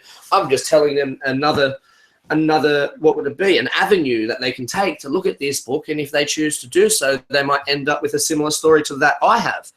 That's not deceiving. That's just telling them how I've got to the conclusions that I have. I get that. That's not something that speaks for me. I don't know why you don't believe. To share your ideas that you believe like are something true. else is speaking for me. When I speak, I just let it flow out my mouth like fucking dribble, and it seems to come out. I know. I listen back and whoa, what the fuck were you even talking about there? Like when it's me listening back to this. Then this is like Cain has stepped up and said, all right, now I'm speaking. Then when I step back and I listen to the show, when I go back and I listen to it as Adam, I can actually tell there's like not a different person, but a different persona per se. You believe in spirits, Adam? No, I don't. I believe there's an energy. I believe we're all an energy. Some are dark, some are light, and some are in the middle, a mediator. At the start, I woke up as a mediator. So it was a little odd to me that I woke up and I was mediating, that I had to choose the black side over the white side. And then I realized why, because I am from the white side. So it would be a bit judgmental for me to take the side of the white side in every single circumstance. So I had to be the mediator. Now I realize that I'm not the mediator. I'm from the white side. Armando's from the black side, and the Chinese are the mediators. That if we both fuck a Chinese person, then we can fuck their children and interbreed. We can't interbreed with each other, me and Armando. A black person cannot directly fuck a white person and breed. There would have had to be some interaction with the Chinese person in between. Booyah. Of course. Okay, I understand. I'll check it. You proved me wrong. No, I understand your premise. I don't necessarily agree with it, but I do understand it. And a lot more educated people have agreed with me than what you would believe. Oh, I wouldn't doubt that. A lot of educated and religious people have come to me and sent me personal messages or emails or letters or text messages or whatever it is, however they could contact me, and said, how did you come across this story? And this is exactly the way that educated people that have read these books, that's the way that they look at this. So how do you, as an undereducated person from Sydney, Australia, how were you able to get this information? And I've told them the truth, that I was woken up by an energy above. And in my opinion, it was a female energy that's watching and judging me for everything I do. So where did these ideas come from, though, exactly? Like, it's just put into your head, or where did they come from? Like, I don't know. I can't tell you. It's not me talking. It's like I said, it's the energy of me. This isn't me. But this you is don't the believe in energy. spirits. Energy. Energy, not spirit. I didn't say spirit. I said energy. The energy of me. Where sometimes I'll step back and I'll play a role without my energy, letting my energy actually say the things it wants to say. Where here, I'm just letting the energy flow freely because Abel's sitting there. I've got Abel, somebody that's willing to step up and say that they're from the bloodline of Abel, and Abel's from the blood of the blacks. Like, it's not a racist thing to say. I needed to find Armando because it's like a yin and a yang. You believe he sort of completes you in a way? No, it's thy brother. Thy brother lied, and thy brother needs to tell the truth eventually, so then we can come to an understanding, stand under said statement, so then we can figure out who did make us. Maybe we won't ever get to that, but at least we'll get to the truth about the stories and the way that they were told, and the fact that the white man did not make the first sin on killing the first black man, all right, and whatever it was. It didn't happen like that. It was a lie. The first sin was a lie. The first sin was not murder. You don't believe like in the fall of man or the knowledge of good and evil or anything like that? No, I don't believe a fucking snake fucked Eve. Because that's where you're going with that. That's where you're going with that, the knowledge of good and evil. Yes, he has the knowledge of good and evil, and then you're going to go into the devil and the devil's seed, and it's a serpent come down and put his little wang in Eve, and Cain's from the bloodline of fucking the wang, it doesn't make sense. Sorry to say, but I've never seen a human go up and fuck a fucking sheep. All right, we know that humans do some dumb shit. They go out and fuck animals, and I've never seen a fucking half animal, half fucking human. That was totally left field, but no, I'm referring to. That's where you're going with that. You're saying that a reptile. No intercourse was taking place. I'm talking about eating of the knowledge of good and evil. Back into that part of the story, the knowledge of good and evil, described in Abel's words, was the snake come down and then gave them said eat from the tree of knowledge of good and evil, and you can see whatever it was that they it'll open your eyes, enlighten you like God, enlighten you. I know whatever rhetoric Abel used at the time. We're using Abel's language, the black man's language. Whatever you want to do, whatever you want to. White men used to communicate via telepathy. Masonics, you don't have any in your family? Like, where does your I don't know very much. I know it's very secretive, but I know that also that you don't just receive a ring in the mail every day. Like, that's not typical. I mean, I think that if a Freemason seeing that somebody had the knowledge that, or I wouldn't say knowledge, the script. I was reading the script the way I was reading it, and if it happens to have any validity, the things I'm saying, I think that was a way to either shut me up or entice me or whatever they were trying to accomplish at the time. There were several different things that you could put it across as why they actually done that. I find the whole Masonic thing an intimidation tactic, might have been a trying to buy me out tactic. Do you know any Masonics? Do you know any personally? I know people that say they're Freemasons and whatnot. Have you ever seen anybody with a ring like that? No. I'm the only person that I know that has a ring like that. I know other people that say they have rings like that, but I'm the only person that I know that actually has it and presents it.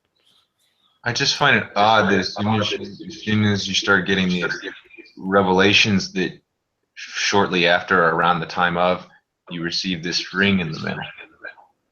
The ring's irrelevant though. That was just a tactic in my eyes employed by people in power to try to either shut me up or entice me into something. I definitely, certainly I would take it as an omen or some kind of sign. What exactly they're trying to communicate to you, I wouldn't know, but if you don't know who sent it to you and you're not really affiliated with Masonics, no, I never said I was. I never said I was a Freemason. I never said anything like that. Oh no, I believe you, or at least I would. If you are, I believe you're not going to say anything. But, well, I can't lie. I'm not a liar. So if I've said that I'm not a Freemason, then I'm not a Freemason. Well, I was a skateboarder. If skateboarders are Freemasons, then I guess so. But I was a skateboarder. I classed myself as a skateboarder at one time. What else have I classed myself as? Fucking party animal. What else? A cunt. Now you say cunt. Why do you say that? Because I don't care about you. Does that make you a cunt or just? Yeah, it does. Because I don't care about people. I don't not just you. I just use you as the example. I don't care. No, and just in general, you have a disregard for. That's a cunt. That's a cunt. I only think about. It's not I only think about myself, but I only think about the life I need to live. Right, just a very self-oriented kind of mentality. Yeah, you could say that. I do give way to other people, but as long as it suits my agenda. I'll try to use that. If I've let said person bypass my thing, then I will use it to my advantage in any way possible. Oh, I didn't even know I was playing Bob. Fuck. And you lost. I think that's all interesting, though, really. I believe, I don't know if you're familiar with New Thought, or are you familiar with that? So Bob beat you in a game of chess, and you're going to ask me to play you in chess when even Bob will state that he's less knowledgeable than I am. And he works as a data miner, so he should have superior knowledge to anybody here. He gets to sift through other people's information and find out all about what they think and feel. And he would even agree that I have more knowledge than him, that I've been able to name people that shouldn't have been able to be named, that I've called out people that shouldn't have been able to be called out. Wouldn't you agree, Bob? Oh, he's too entranced in this game of chess. Right. Oh, there we go. That's right. Is he beating you, Ronan? I feel like he's beating you. You mean Bob High? Yeah, Bob's beating you in the game of chess that you're playing. No. He just said no, Bob. I think you need to checkmate him. But I just think that stuff's interesting. Like the whole, all of it, I find very interesting. Like, Well, do you even believe in God? Oh, well, you do, because you've said God's a male several times. Yeah, that would go without saying that I do believe in God. Then, yes. Well, so does Ronan. Ronan's the type of person that says he doesn't believe in God, and then you'll have a conversation and say, but God is he, and he is God, and blah, blah, blah. And Well, if we can get past the point where we say there is a God, then the question is, what is God, or who is God? An energy. That's would be the best answer that I could give you. Do you believe an energy higher than ours? An energy higher than ours. Do you believe it has consciousness or sentience? Like, do you believe it has awareness? The creator. I couldn't tell you because I'm not that energy. I couldn't even tell you if I'm aware. The word aware is defined by a human being against another human being. So what is awareness? Sentience, like you're self-aware, like you know that you exist. Like, does a computer know it exists then? It's not aware. Are you sure about that? Well, it hasn't gotten that sophisticated, but the singularity is likely to occur. They say they predict within the next, by the next 40 years, it should have occurred. That's irrelevant.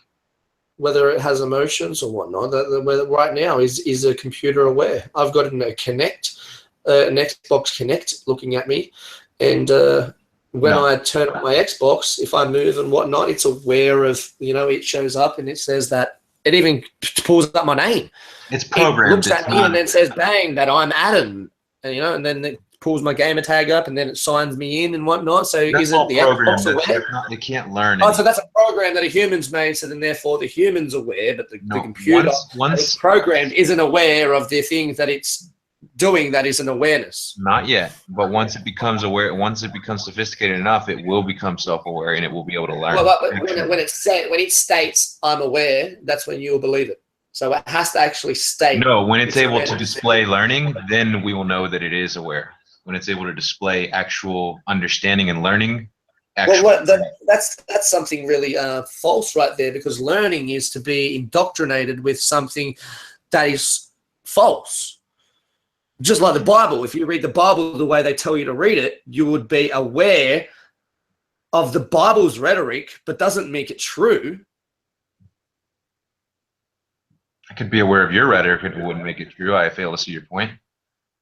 Well, how do you know that the computer doesn't see it the same way, that we've been able to program this computer with our so-called awareness, and it uses it for our advantage and lets us do and program it the way we do, so we can use it in the fashion we do. But how are you going to tell me that it's not aware that it's a false statement? How are you going to tell me that? Have you actually talked to a computer? I'll put it this way. Have you been able to have a communicator, like some type of aware, it's beyond our detection. If what we consider to be inanimate objects have sentience or awareness, then I didn't say inanimate. I just said a computer. Computer has energy flowing through it. So does the sun. So does the sun. Are we to say that? Like this ashtray that I'm tapping right now. Can you hear the sound? That's an ashtray. That's an inanimate object where it doesn't have any energy flowing through it unless a human actually physically interacts with it, or another animal, or another fucking physical Okay, being, if energy interacts is with it, and then it might have some energy that flows through it, but it dissipate. Well, I wouldn't say the energy dissipates. It transfers very quickly out of said material, where the computer uses this energy to relay and communicate. So how are you going to tell me that this isn't aware? It's displaying everything that we've told it to display. doesn't make it In aware. the fashion we told it to display it. So I think it's aware. The ashtray, on the other hand, I'll try and tell the ashtray to empty itself, because there's a few cigarette butts in it at the moment. Ashtray, can you empty yourself, please? Didn't do anything. I don't think it's seen it as a true or false statement. It just, the energy just went into the ashtray and then subsided. If is that a word you would use for it? Yes, subsided, yeah. Transferred. Human language, see? It's a very weird thing. It's not even human language. It's Abel's rhetoric. Abel, turn your microphone. Show yourself in the broadcast, Abel. Is there even such a thing as authentic rhetoric? Authentic rhetoric. So we'd have to study the word authentic. Like rhetoric that does not have any dual meaning to it. Like, can you give me an example? Like something that would be considered purely unbiased or objective rhetoric. Like you say Cain's rhetoric or Abel's rhetoric, which when we say rhetoric, we're just talking about words here. So yeah, well, the words that were made by somebody. The words that we're using were made by somebody, and I could say my opinion is that this rhetoric is used against the other bloodline. So if I was to use said language, I have to. That's why I roll over so many words in my head. But an Abel, they seem to be able to spew this shit out like it's their first nature. Where this isn't my first nature. This isn't where. This isn't my language. This isn't what I communicate telepathically. So you are capable for telepathic communication. Capable. Capable. That's the. I wouldn't say. No, I'm not. Yeah, capable. like you're able to, but not necessarily. Yeah, see the word you just used. Am I able to? No, I'm not able. Do you have the ability to communicate? No, but see that ability. No, see, I'm not. No, that's not me. No.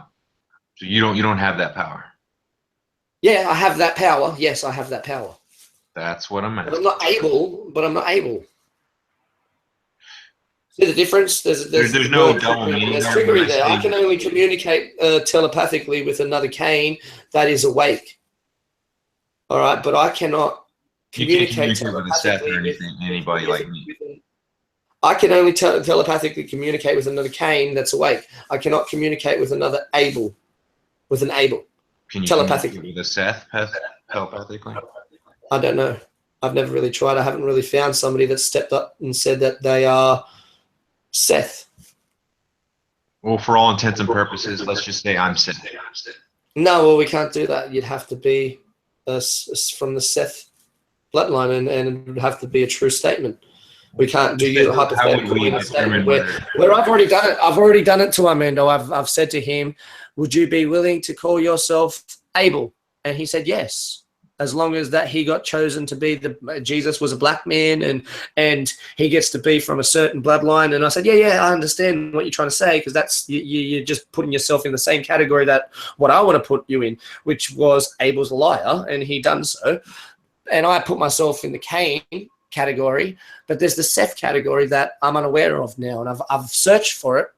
Why do you think I went to Thailand, an Asian country? Why do you think I didn't spend my money to go to America? I had the money to go to America and spend all my money in Las Vegas, have a fucking hectic time in Las Vegas, but I chose to go to Thailand. And one of my next trips is going to be to like China and whatnot. Why is that? Because I'm trying to find a Seth so then I can mediate. So, well, I can find a mediator. And what is the ultimate goal or the end game of all of this? is to debunk and discern Abel's lies. And that's not the end game. What will this what will it amount to? My purpose in this vessel is to enjoy myself as much as possible, and at the same time help this higher energy, whatever it happens to be, to discern the lies that have been put in place against my bloodline, which is Cain.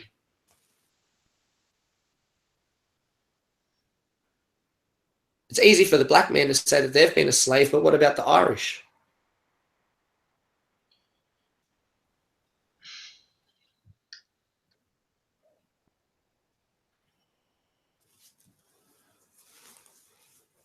Come on, Armando.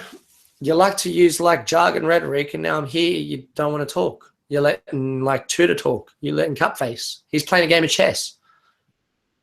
I'm not even really taking him seriously. Come on, Armando. I'm waiting. I've waited like fucking half an hour to an hour for you to unmute yourself and have some type of a conversation. Brother Abel. So before this, what were you spiritual at all, or nope? Didn't read the Bible. Couldn't give a fuck about it. Agnostic or what? Just nope. Atheist. Couldn't give a fuck about it. Didn't care. Just didn't matter at all. Didn't matter. Didn't care. Didn't involve my life. My life had no need for it to be involved in that type of rhetoric or jargon or whatever you want to use. Whatever word I would have used back then, whatever word I would have chosen to use back then. I can't. I'm a different person now. So my life didn't involve this type of conversation. Yeah. I was a skateboarder. I used to wake up to grab my skateboard to go out and skateboard all day and try to learn a new trick and then do said trick on different things, different obstacles. In the transition between that and now, what was the catalyst for that? Just all of a sudden out of the blue, yeah, just snapped. Just, I wouldn't say snapped, just clicked. Like can you recall the moment? Like, how did I've never had an experience like that personally. I could sort of recall it. I asked to speak to God in my head, seeing things were going a little weird around me, seeing like the politics and shit on the TV, and I didn't really understand what was going on. And I just sat there and asked my inner self. I was like, well, can I find the truth? And I said, if there is a God, please help me. No, but I didn't say it. I didn't say it verbally. I said it telepathically. I said in my head, if there's a God, can you please help me? And then this is the path that it's led me on, and I enjoy it. I've been able to travel to Thailand. I don't think I would have ever traveled to Thailand and done the things I've done and accomplished the things I've accomplished if I was to still have the same mind frame I did before I had my awakening or clicking process or whatever you want to call it. But now I'm a different person. I can see goals ahead that I can accomplish and I will accomplish. And when you saw God, you saw him within yourself? Him. I didn't see him. Well, whatever you want to call it. For all, well, when I got to, I'll say that never happened. It was a clicking process, and I started to look into things, and I just I don't know, picture memory started to kick in, and I started to remember things that I didn't remember before, and I constantly remember things. So if I was to read a book, I would remember the whole book. I wouldn't remember it word for word, but it started to become more natural, and I started to realize that if I did pay more attention, then I would be able to remember a book back to front, line for line. But because I have a short attention span and I don't like to continue to dribble on the same shit all the time like this, I don't really want to continue with this. I want to go into Armando, but he won't unmute himself. Well, unfortunately, this is getting boring. It's boring. Too many boring statements, and I'm out. Especially when Abel doesn't want to play. In my opinion, this world's based off 3 bloodlines: Cain, Abel, and Seth. If you want to be racist about it, so be it. I'm not racist about it. I've got black friends, I've got Asian friends, and I've got white friends. So that's irrelevant to me what one we actually come from. But the point being is that if we want to get to any type of truth, then we can use that concept to go back in history and read the books that were told, and put positions of like people in positions that they should have been in, like the Jesus figure that you like to talk about. When we talk about him, the blacks like to say he's black, the whites like to say he was white, and the Asians don't really say much at all. And so, in my opinion, we need to go back into that and look and find the truth. Find out if it was a black man, a white man, or an Asian. It might have been an Asian. Adam and Eve gave birth to Cain and Abel, so how can it vary in terms of bloodline? Because Adam was the divided one. Adam, see, when you read the book properly, Adam was the divided one. Adam was made dark and black, so Adam was white and black. Adam was white and black. I can't tell you exactly how he looked, but in my opinion, he had pigmentations. Different bloodlines, white pigmentations and black pigmentations. All right, and then what happened is he had two sons. And that was the genetics. That was the genetics right there. The genetic split was right there when he had two sons. One was a black man, and one was a white man. And then because they fought, these two bloodlines fought, and they and the bloodline come through that. We're not working in a yin and yang concept, then we have to have a third mediator to come in. How is it possible if Adam and Eve were the first and there could be no other so-called bloodlines? Mike out. You must be a black man. How is that possible? You're a black man, right, Ronan? No, I'm Italian, but that's not the point. How could it be that you're a black man? You got more black in you than anything. No, I can prove it because my son became an actual Freemason in record time. My son. So that doesn't mean anything. My son. That doesn't mean anything. Black man, and if you look at the name of a Freemason, Mason's a black name, and then the free statement, well, you were free in your own kind, yeah. So a few white men would have joined the Freemasons because they wanted to feel like they were helping. But Mason is the main word that we're going to look at here, and Mason's a black name. So then, therefore, anybody in the Masons is going to be black. Anybody in a position of power within the Masons is going to be a black man. So your son reaching a superior level in the Freemasons says to me that you're a black man. To fill in the blanks. My son verified it. We came through Ellis Island, and we're Italian. They asked for my copy of my birth certificate, so we're Italian. We traced it down to northern Italy. I'm Italian. But then again, let's get back to the point that how could Cain and Abel be different bloodlines if they came from Adam and Eve? And Seth, my apology. And Seth, how is that possible? If they all came from Adam and Eve, there could be no difference in bloodline because it's the same parent. Yes, because Adam was the divided one. You don't see what Adam really is. You don't see Adam for what Adam really is. God made Adam. God made Adam. Excuse me. Adam. Man and a woman. Where if we were looking at the first two creatures of humanity that were created, then they would have been a lot different. I'd like to do it. And Seth would have been put in there because like God already knew that was going to happen, the interaction between Cain and Abel. So you had Cain, Abel, and Seth in one figure. So you had a black man, a white man, and an Asian in one figure. How is that possible? And you're going to say that that's a human. You're going to say that's a human. If Adam was the first. How is that possible if Adam was the first and there's no others, that it could be divergent bloodlines where their sons were divided. From the same parent? How is that possible? How is that possible? Read the book then. It says could you please address that, Adam? Could you please address that? I would really like clarification. I would like that to be clarified because it's somewhat confusing versus established history and what you're saying, that it could not be a different deadline if Adam and Eve Ryan, you'll never any progeny after their mating and obviously reproduction. Established history. It's confusing to me. That's why I'm asking for a clarification, Adam. Could you clarify that? That's what you just told me. So you want me to go on adherence? Is that possible? I have to adhere to your rules and regulations. Fuck your rules and regulations. All right, I say it the way it is. Adam had two sons, one's a black man and one's a white man. It is an issue now that you're saying because the fucking did. I'm not God. Bloodline. It's hard to really reconcile. There's a fact. Know the history of the Bible. So would it be possible for you to address that key point there? Because it's hard to say different bloodlines where Adam and Eve had children and they were the original parents, so to speak. And it could be, it's not really reconcilable, but you may have an explanation that's, basically suitable. Adam was the divided one. Adam was the divided one. He had three bloodlines mixed as I understand it, God created Adam, so Adam would be the first. And how could that be any divided one? Adam was the divided one. children? I think you don't have. I don't think you've read the book properly because Adam. It says in the book, Adam. Yeah, God made Adam. No, but see, how is that how He made him or she made him? But then it says Adam is the divided one. It states Adam is the divided one. Well, how could it be possible? I'm asking for your expertise on this, please. Well, if he's a divided one, if Adam's the divided one, well, what's he divided by? Well, what's divided within himself?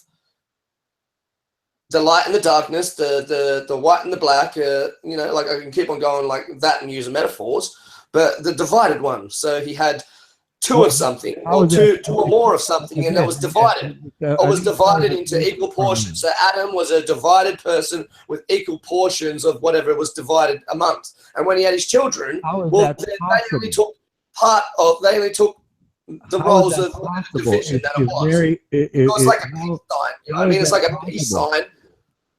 How is that possible if Eve gave birth to Adam's children and they were the same parents? Eve was just a catalyst in the book. In the book that you're reading, Eve is just a catalyst. No, I'm reading. But I don't believe it that way. I believe Adam was the divided one. I'm not reading a separate book.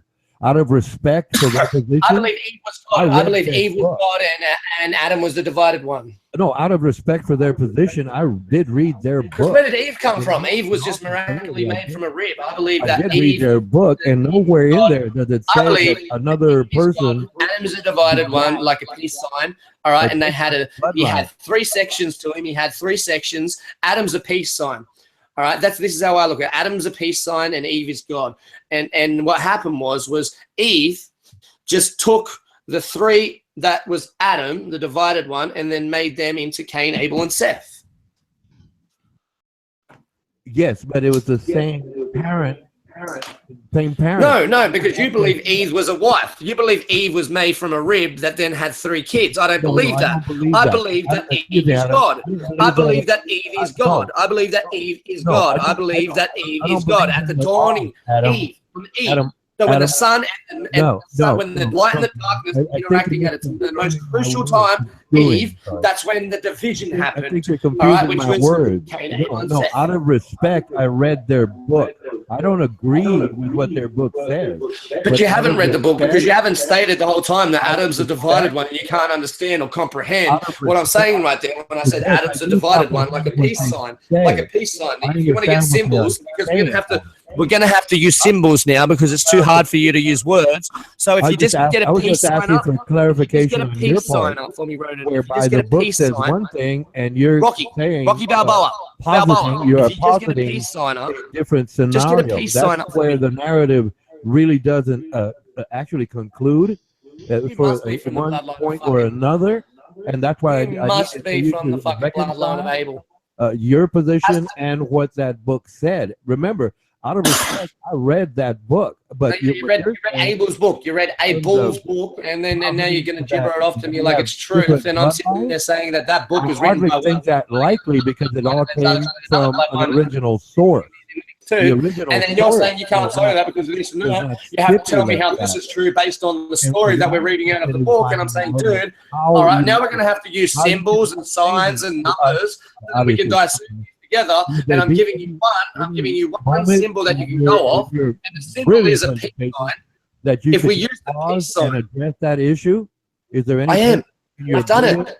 I've done it like 10 times, but you're talking at the same time I'm talking, so you're not listening. Well, see, I just wanted to ask a simple question, and if you would just listen to my question and address it, I would silence myself.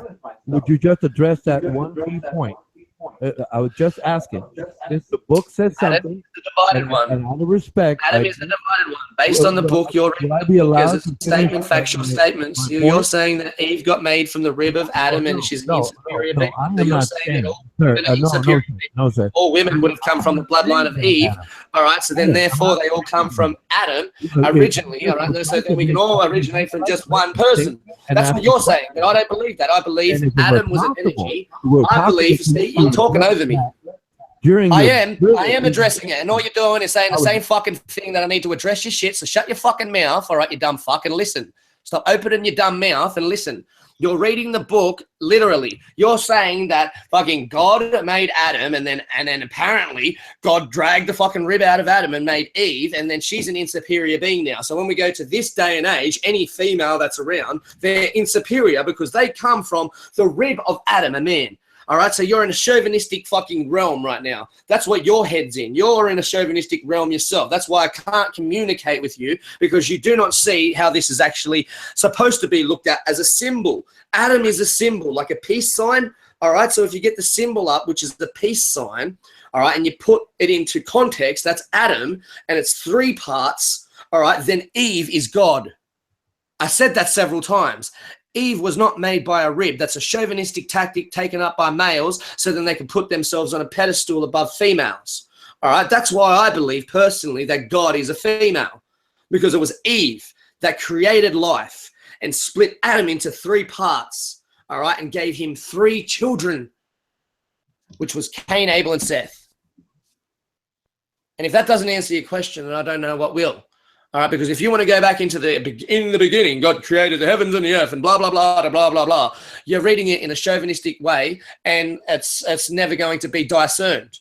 I've read the book several different ways. I've read it in the chauvinistic way that you're trying to push it across to me, and it doesn't make sense. You end up on Deuteronomy, and you end up with one person being able to go and slaughter another bunch of people based on the fact that apparently God told him that they're allowed to. So if you want to do that, then so be it, but I don't believe it that way.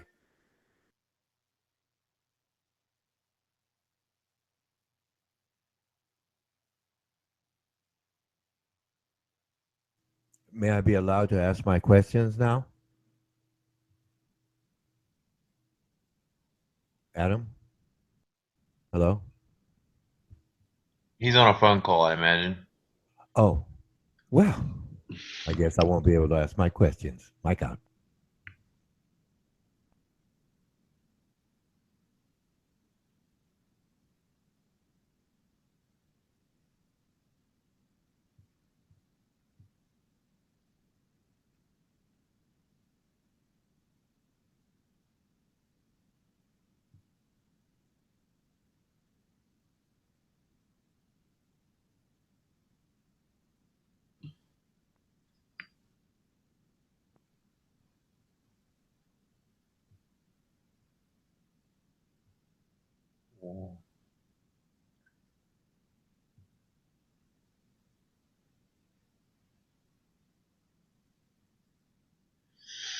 So do we get an opportunity to chat until he interrupts us after his phone call? Is that it? Can we do that? I guess that's how it works. Okay. Oh, no, it's like during his marvelous, in-depth, profound presentation with little or no pause, he was making statements that just really didn't add up to me. If you trust me, you're not the only one. And if you don't believe the Bible already, then you're not going to believe anything he's saying. Well, yes, but see, it's like I was, how I was trying to share with him that, well, yes, out of respect, I did read the book. I don't believe in God, but the idea of him saying that there's different bloodlines whereby the book states that Adam and Eve were the first. Okay. These are Gnostic ideas, actually. I've heard several of the ideas that he's mentioned in Gnostic. It's how could, okay, fine. How could, I don't know where he's getting these ideas if he has never researched it. But how could they, well, unless there was another text, right? Which there are many other. There's not. I mean, there's no other text. I mean, you know what I mean? Non-canonical, right, but there are. Right. In other words, someone just made it up. And, well, obviously they skipped the fact from the book that Adam and Eve were the first that had Cain. Someone just made it up. Well, didn't someone just make up the Bible too? Who wrote the Bible then, in your opinion? In your opinion, God wrote the Bible, did he? Or she? Or whatever you wanted to assume God was. So in your opinion, I was wanting to God wrote the Bible. So who wrote these other uncanonized books then? Who gave us the symbols we're using? Who gave us all the symbols we're using? Who gave us all the numbers and the language we're using? Was that God too, was it? God just handed it all down, and it was just miraculously put there, like a book just showed up. You know, God, and it should have said in the beginning, God created the Bible, and then in the beginning, you know, and then after that, He created the heaven and the earth. But it doesn't say that. It doesn't say anywhere in the book that God started to write the book, and then it says like, oh, wait a second, and here we go, God starts to write the book. Like, what are you talking about? Who wrote the Bible? A fucking human being wrote the Bible and the other book. So if you want to say that the uncanonized books have less validity because they're uncanonized because a human being said, no, they're not relevant, then you're the one that's being a fucking douche. Come on now. Be intellectually honest with yourself before you try to ridicule me. He just doesn't understand how you're... No, John, because the people that are listening, they can see that I'm being intellectually honest with myself and you people. And you're sitting there trying to ask me like stupid questions like, oh, well, say it again, Ronan. What did you actually want me to answer? Dribble. And I did answer it. I said Adam was a 3-part being that was broken up by God, which was Eve. Eve broke Adam up into 3 parts and gave him 3 children. However they accomplished that, I don't know. So Adam might have been the first one to fuck a god, because then we have Cain, Abel, and Seth. But it's pretty weird that Adam disappears out of the story very quickly after Cain, Abel, and Seth. Just dissipated, just deteriorated. Didn't even say that he got cremated or buried or anything. I think we wanted to go look for the fucking Noah's Ark and whatnot. You know, we say that we found Noah's Ark in the Himalayas or whatnot, in the mountains in some fucking Nepal. We say that we found the robe of Jesus. You know, you say all these bullshit, all you shamans, but what happened to Adam? Can't you find his bones? Well, you can find dinosaur bones, but you can't find Adam's bones. Wouldn't his bones be more superior than any of ours? Wouldn't they not deteriorate, considering that he come from the Garden of Eden and was eating things that would make your body last for billions and trillions of years? Well, he was supposed to live forever. And then the only thing that stopped that was apparently Eve ate from the tree of forbidden knowledge. So shouldn't he have some immense time of like his bones should not deteriorate for, because he was already immortal at one point? Well, if you don't believe in the fall, then the fall of what? The angels? The fall of the angels? Fall of man. The fall of man. Now you're talking about one single figure. Now you're going to say that God created Adam and then he pulled a rib out of Adam and made Eve. I don't believe that. Going with the biblical narrative, which is supposedly what you're going with, which is why Ronan can't understand how he had such a different understanding of it than you, if I understand him correctly, since you both read the same Bible. Yeah, well, he's the one that's not reading it properly, considering it says in the Bible that fucking God created Adam and then he took a rib out of Adam and made Eve. That's a chauvinistic statement that is false. All right. And if you look at the right way, it says that Adam is the divided one. Then he has 3 sons. You put that into context. It's the peace sign. You divide that up and he has Cain, Abel, Seth. Seems pretty, seems precise, direct. Seems like a statement that's being pushed there. Then if you look at the next statement that Eve was supposed to be made out of a rib, dismiss that and give Eve her own validity, then you'll see that the story has more context when you read it backwards. When you discern it, decode this book. This book wasn't meant to be read literally. It was meant to be decoded. Because we know, personally, we know that other human beings lie, that we manipulate, that we deceive. So why, therefore, would God put a book in place and say, read this literally? No, read that book like you would read, like I read you people, like a bunch of fucking liars. Yeah, I can tell you just don't even know what you're talking about. You practically haven't read past Numbers. All right? I've read the whole fucking book. I might not be able to regurgitate the rest of the book after about what I think it's Numbers. After Numbers, my head loses it, because in Deuteronomy, apparently God says that one man's allowed to slaughter another man's whole bloodline. And if that's the case, well, then show your face. Show your face and I'll slaughter you, your daughter, your son. I'll rape them all too, because that's what God said you're allowed to do in the Bible. You said rape them all, pillage them, kill all the animals too. So show me who you are and I'll rape and pillage everything that you have and take it, and it's apparently mine now. You can't do anything. God said that I'm allowed to do that, Ronan. That's what God said. I'm allowed to take your shit.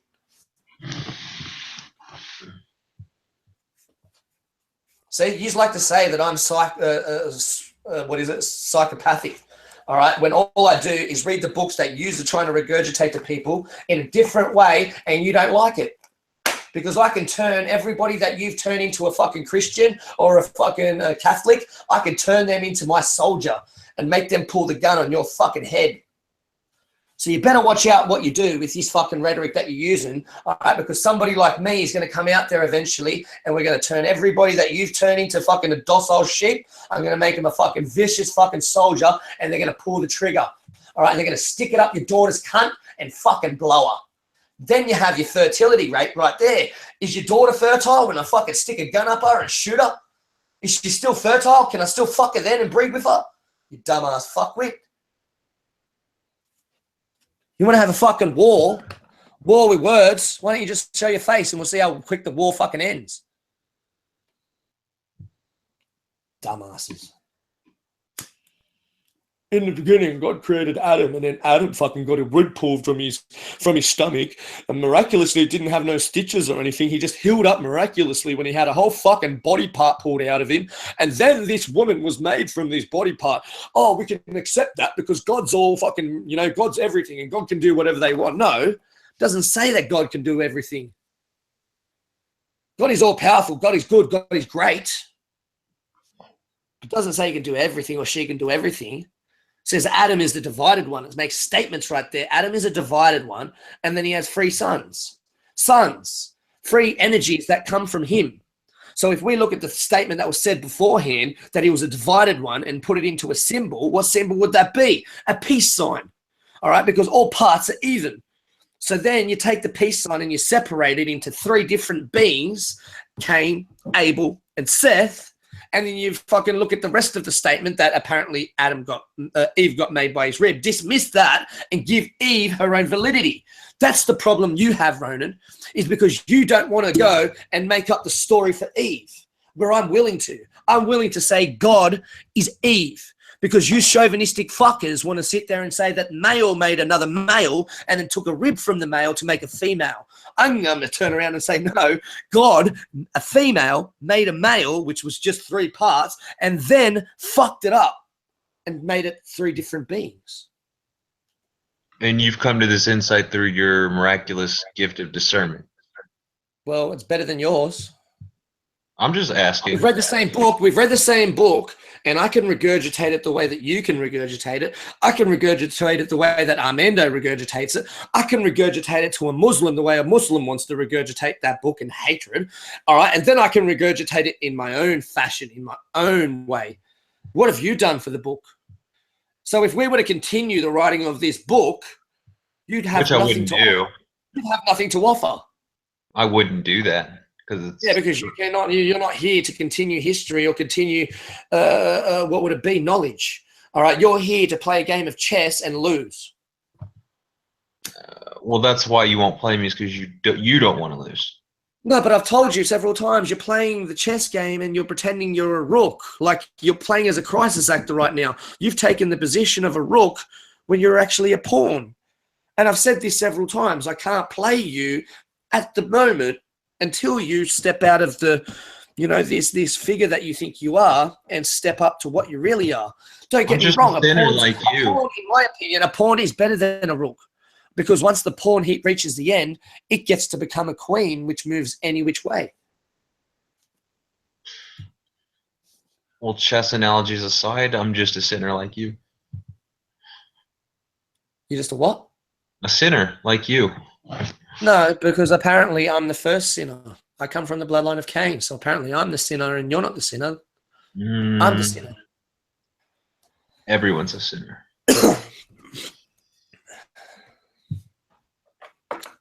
It doesn't say cannibal Seth.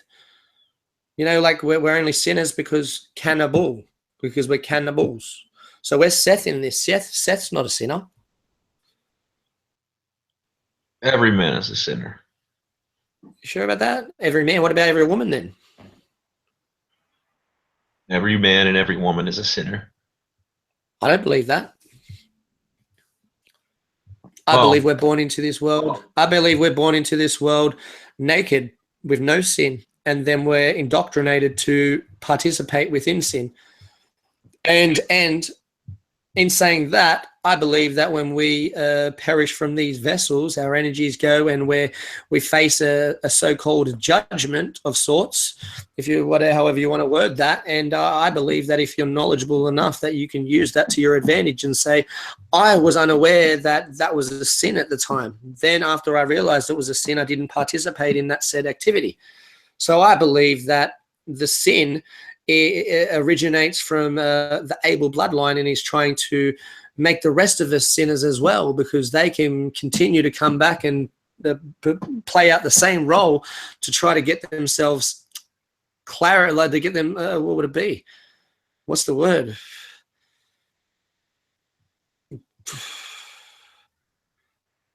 Superiority. They want to use that sin to gain superiority over the rest of the two bloodlines. And I happen to be arguing with who knows what you are, who knows what bloodline you actually come from, seeing as you don't even know the rhetoric that's being used. And I'm trying to talk to an actual Abel that's sitting there hiding himself from the broadcast. Seems very odd. So it shows me personally what's happening here.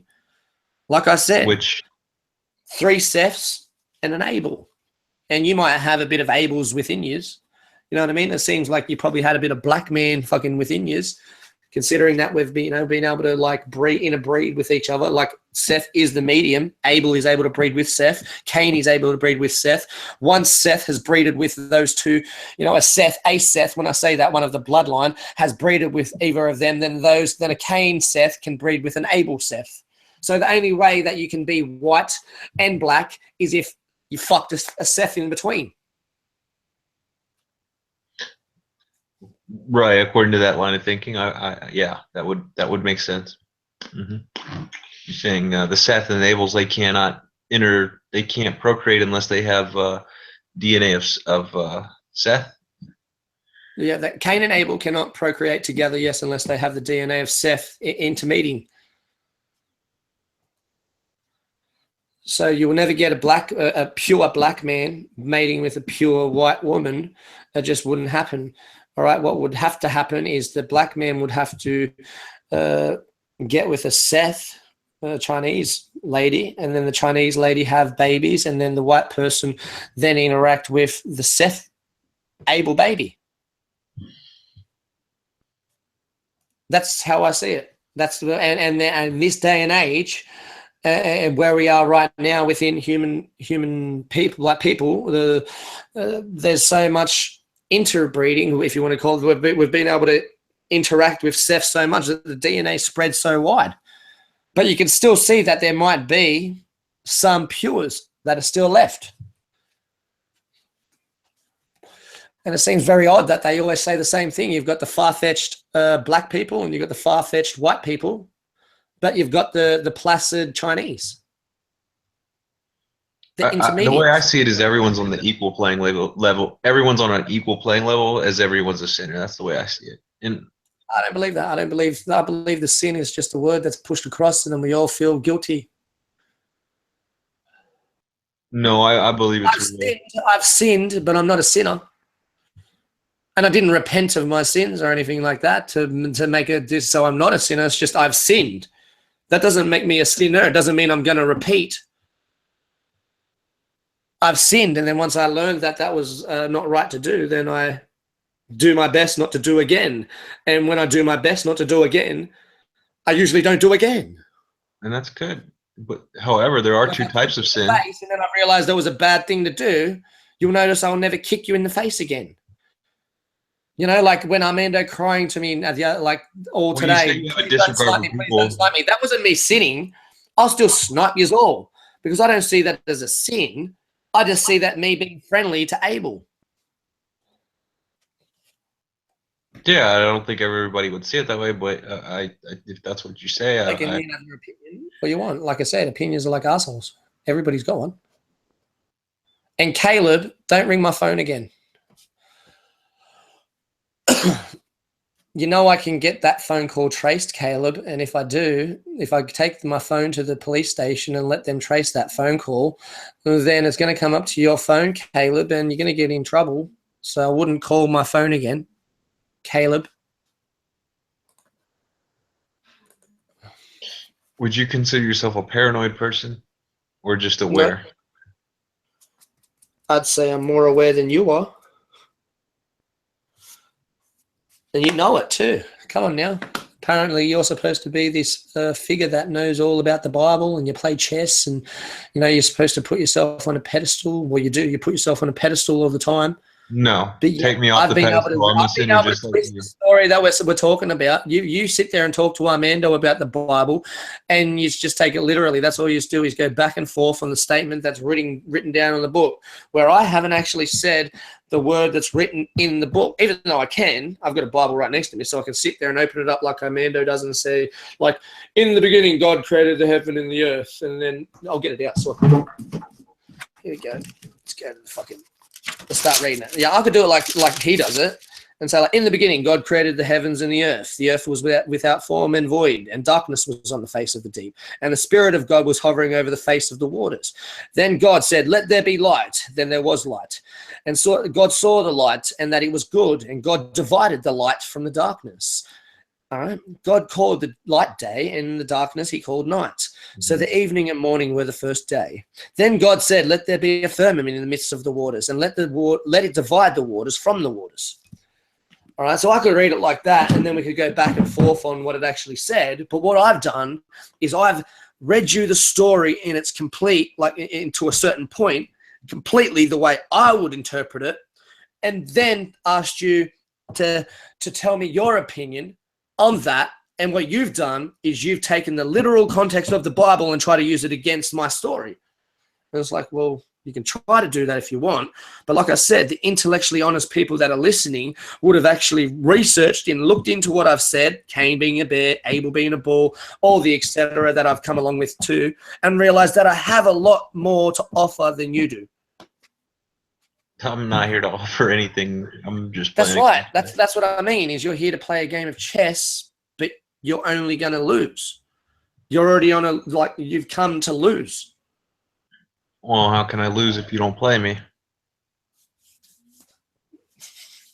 We are playing the game of chess, but you've disqualified yourself by putting yourself in a rook position, moving like a rook when you're a pawn. You have to make it to the end of the table before you can talk to me. Because you're just and then so start ugly. back the other way. You know what I mean? You've got to get to the end of the table, and then we flip pieces. And I'm already the queen. I've already got you in checkmate, and then we switch places. Now I'm the black pieces with a white guy using the black pieces. Right, because when you're accusing me of seeing myself as above you, in fact, you see yourself as above me. No, I don't know what bloodline you come from, so I can't say that.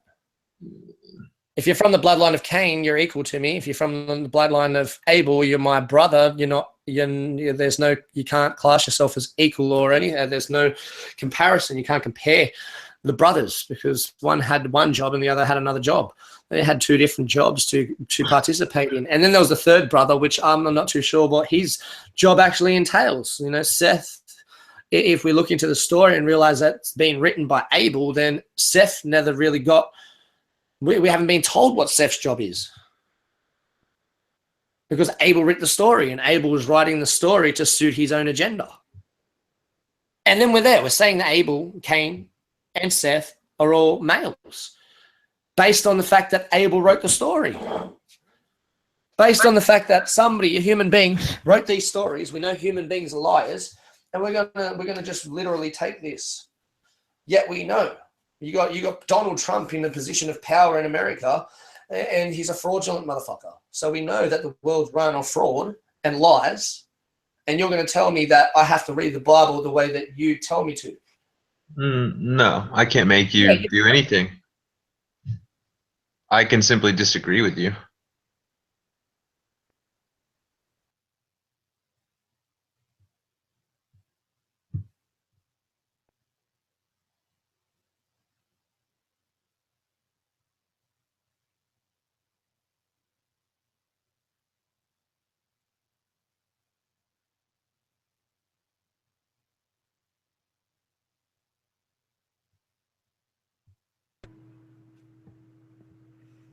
Did someone snipe him, or did he just leave?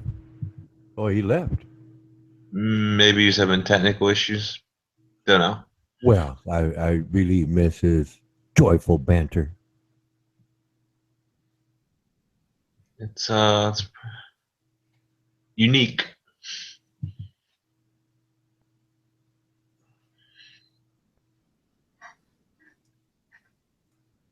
But I think he wanted to talk to Armando, and he didn't really get what he wanted.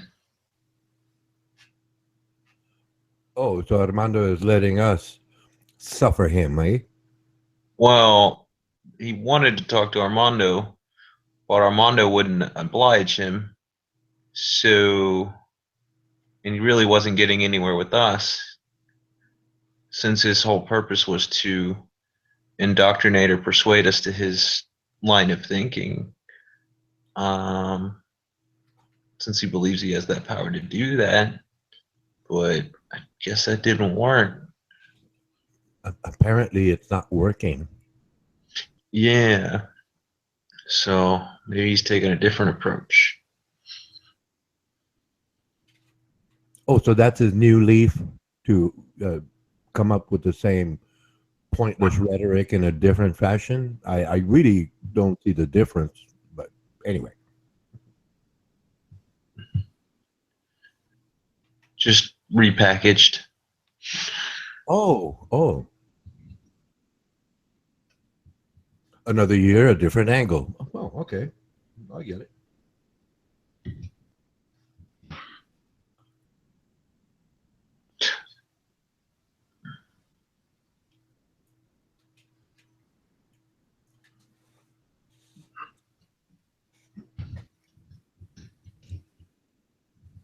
So how goes the dating scene?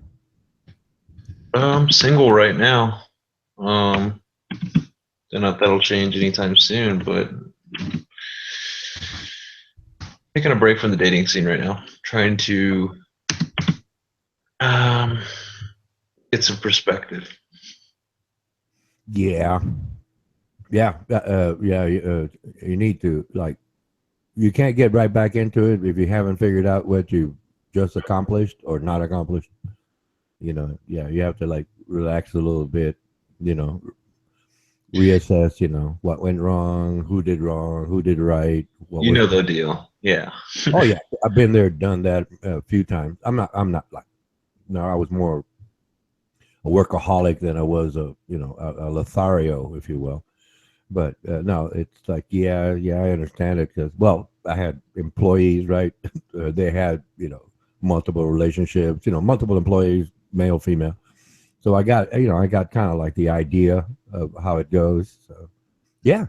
So long as like you what do they call it? Center yourself, and then you get back out there or not get back out there. The idea is like, if you just be yourself and a woman finds you attractive, she's going to approach you, and then obviously, engage in conversation and see if, you fit the mold, if you will, whatever that mold may be, according whatever to they're looking for, they think that they're looking for at the time. Sure.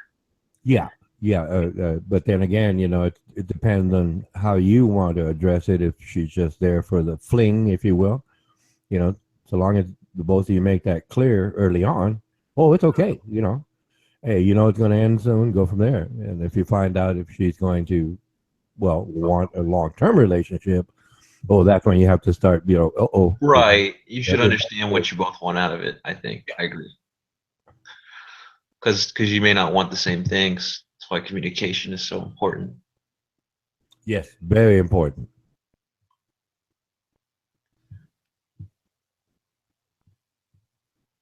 But that takes time. Oh yeah, definitely doesn't happen overnight. Well, it does. I mean, rare, a very small percentage, way under 1%. Yeah, love at first sight. They stay together for life. I've met 3 couples in my life. A couple of them were like extremely old people. I'm talking, octogenarians, right? Been married forever. And I asked them, oh, well, we met in elementary school, and, they formed a relationship, had children, grandchildren, great grandchildren in one case. And yeah, it happens. Like I said, way under 1%. But that's all. It's a storybook. If you talk anything after 1%, of relationship, and yeah, okay, probability, yeah, it's going to happen. But like I said, rare instances. The majority is like, well, 50% of the time it's going to work. 50% of the time it's not going to work. So you move on. Yeah, it's like I wouldn't say a gamble, but it's kind of like it. Hey, going guys. How's it going? Hello, Rupert Kyle. Yeah, not bad. So, does the Bible actually say you can rate people, or is that just Adam's interpretation? Say again. I'm sorry. Does the Bible actually say that you can rate people, or is that A4's interpretation? That's like I heard him mention that he could rape anyone he likes. That's his misrepresentation of the Bible. Yes, it's not biblical. Right. It's not biblically sound. No, I didn't think so. It's just nonsensical rant. More like Gnostic beliefs, but I don't think he really understands. I don't know what's going on with him. I don't know where he's getting his ideas. He says that he just had a revelation one day, so I don't know if he's actually researching this stuff or if it's just coming from somewhere else. If you catch my imagination. Well, either it's imagination or something else. I don't know. I don't know what you believe in, but he mentioned Deuteronomy. Oh, he will answer your questions. Oh no, here he is. I heard you say like, did I just assume that I can go around raping people? No, if you obviously you haven't read the Bible and you're talking to two people, Ronan and no, I won't read the Bible. You haven't read the Bible, and I have read the Bible, so I'll just like put the word in here, and this is the chapter you can read.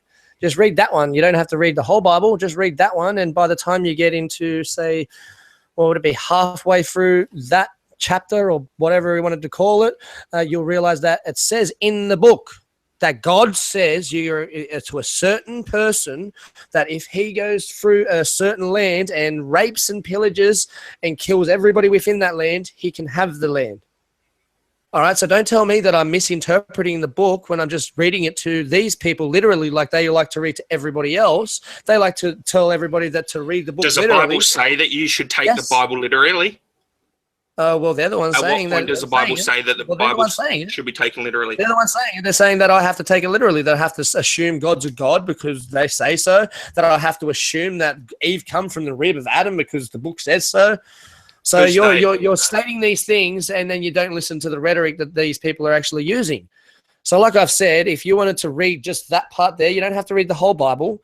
Just read Deuteronomy and you'll realize that I have a lot more to offer than what even you realize. You seem like an Aussie, so it wouldn't take you long. Just brief through it and you'll get to the part that I'm talking about and you'll realize these cunts aren't who they say they are.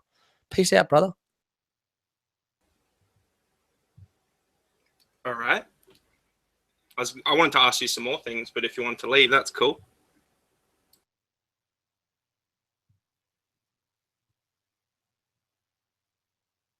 So you guys are lying to me, are you? You're being dishonest. Supposedly. We can have a Bible study. I wouldn't mind because I know Deuteronomy is Old Testament. I'm not at all interested. Yeah. No offense. No, I understand. It's honestly, even right now, that's kind of heavy. But I guess I shouldn't be judging. But yeah, I'm really not interested. I understand that. But I'm not extremely well versed on the Old Testament, but I know that the Old Testament pertained to the Jews and not everyone necessarily. So there was. It's not instructing everyone to go rape people. Are you someone who takes the Bible literally? Depending on the verse, if there's no other meaning that can be derived other than literal, then yes. If it's apparent to me that they're speaking allegorically, then no. There's the way they word things a lot of times is poetic, so it's not necessarily taken literally, and sometimes it's actually speaking in a parable. So it really just depends with the Bible. It's not like it's not just just a regular book. So yeah, sometimes it is literal, sometimes it's not. It would depend on the verse in the context, I think. Because sometimes it is just telling what happened, and then other times it's telling like an allegory or a story. Something that we all can learn from through another person's mistake or misfortune, or right. But no, when they're talking about biblical characters and like narratives and like the history of, I believe those are to be taken literally. Like when it's talking about the history of Israel and the history of the world and all that stuff, I take that kind of thing literally myself.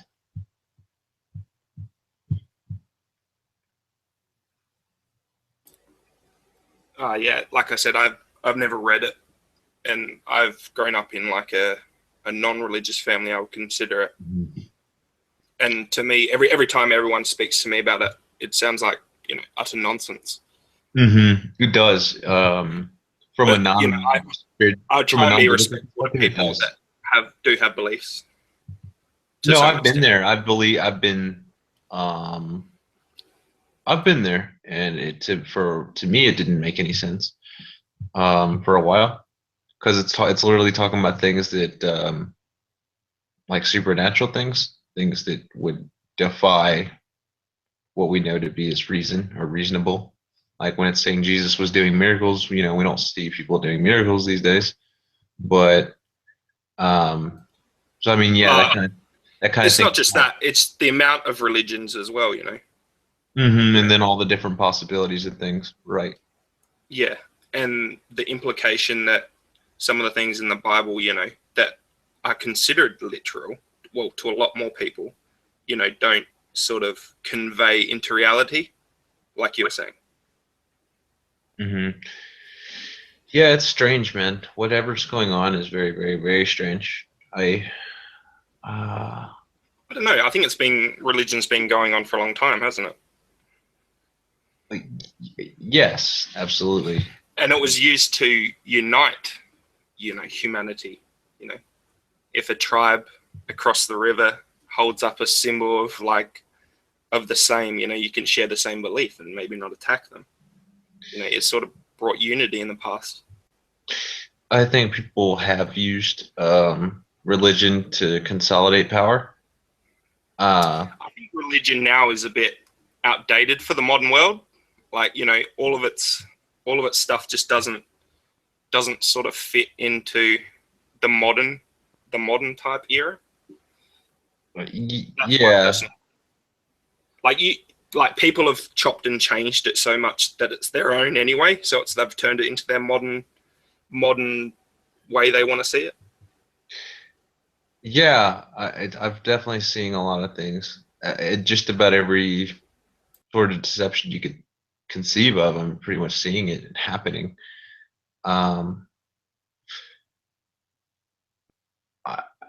It's it's basically being pushed. The way it's being viewed now is like, I think people like myself aren't turned towards it because we see the bad things that it's brought in history. Because it's been around for so long, if something's going to be around for so long, no doubt that something bad is going to be connected with it.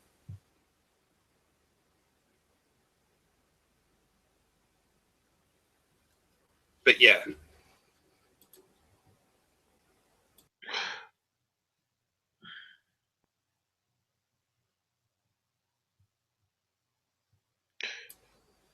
I know I never grew up in a religious house, so I don't understand what it's like to be think those ways. Think there is a God and that type of thing.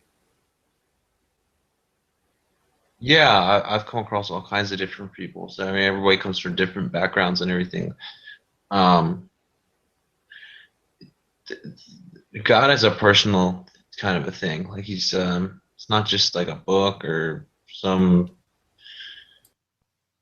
religion or anything like that. It's I guess it's kind of hard to explain, man. It's you know, I don't know. A lot of people, I know we live in a very deceptive age, like the information age and everything. Like it's kind of hard to tell what's like true anymore.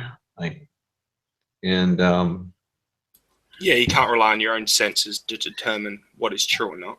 not Because, hardly, you know, not anymore. with technology, things have, you know, surpassed our own ability, haven't they? On your own senses. Well, there is. Get that. Get that. Adam, what has happened to your microphone, man? Are you using an old one or some shit? Your audio is terrible at the moment. No, it should be good now. You got a new mic, didn't you? Yeah. This is a Rhodes mic. Rode mic. It's one of the best mics you can get.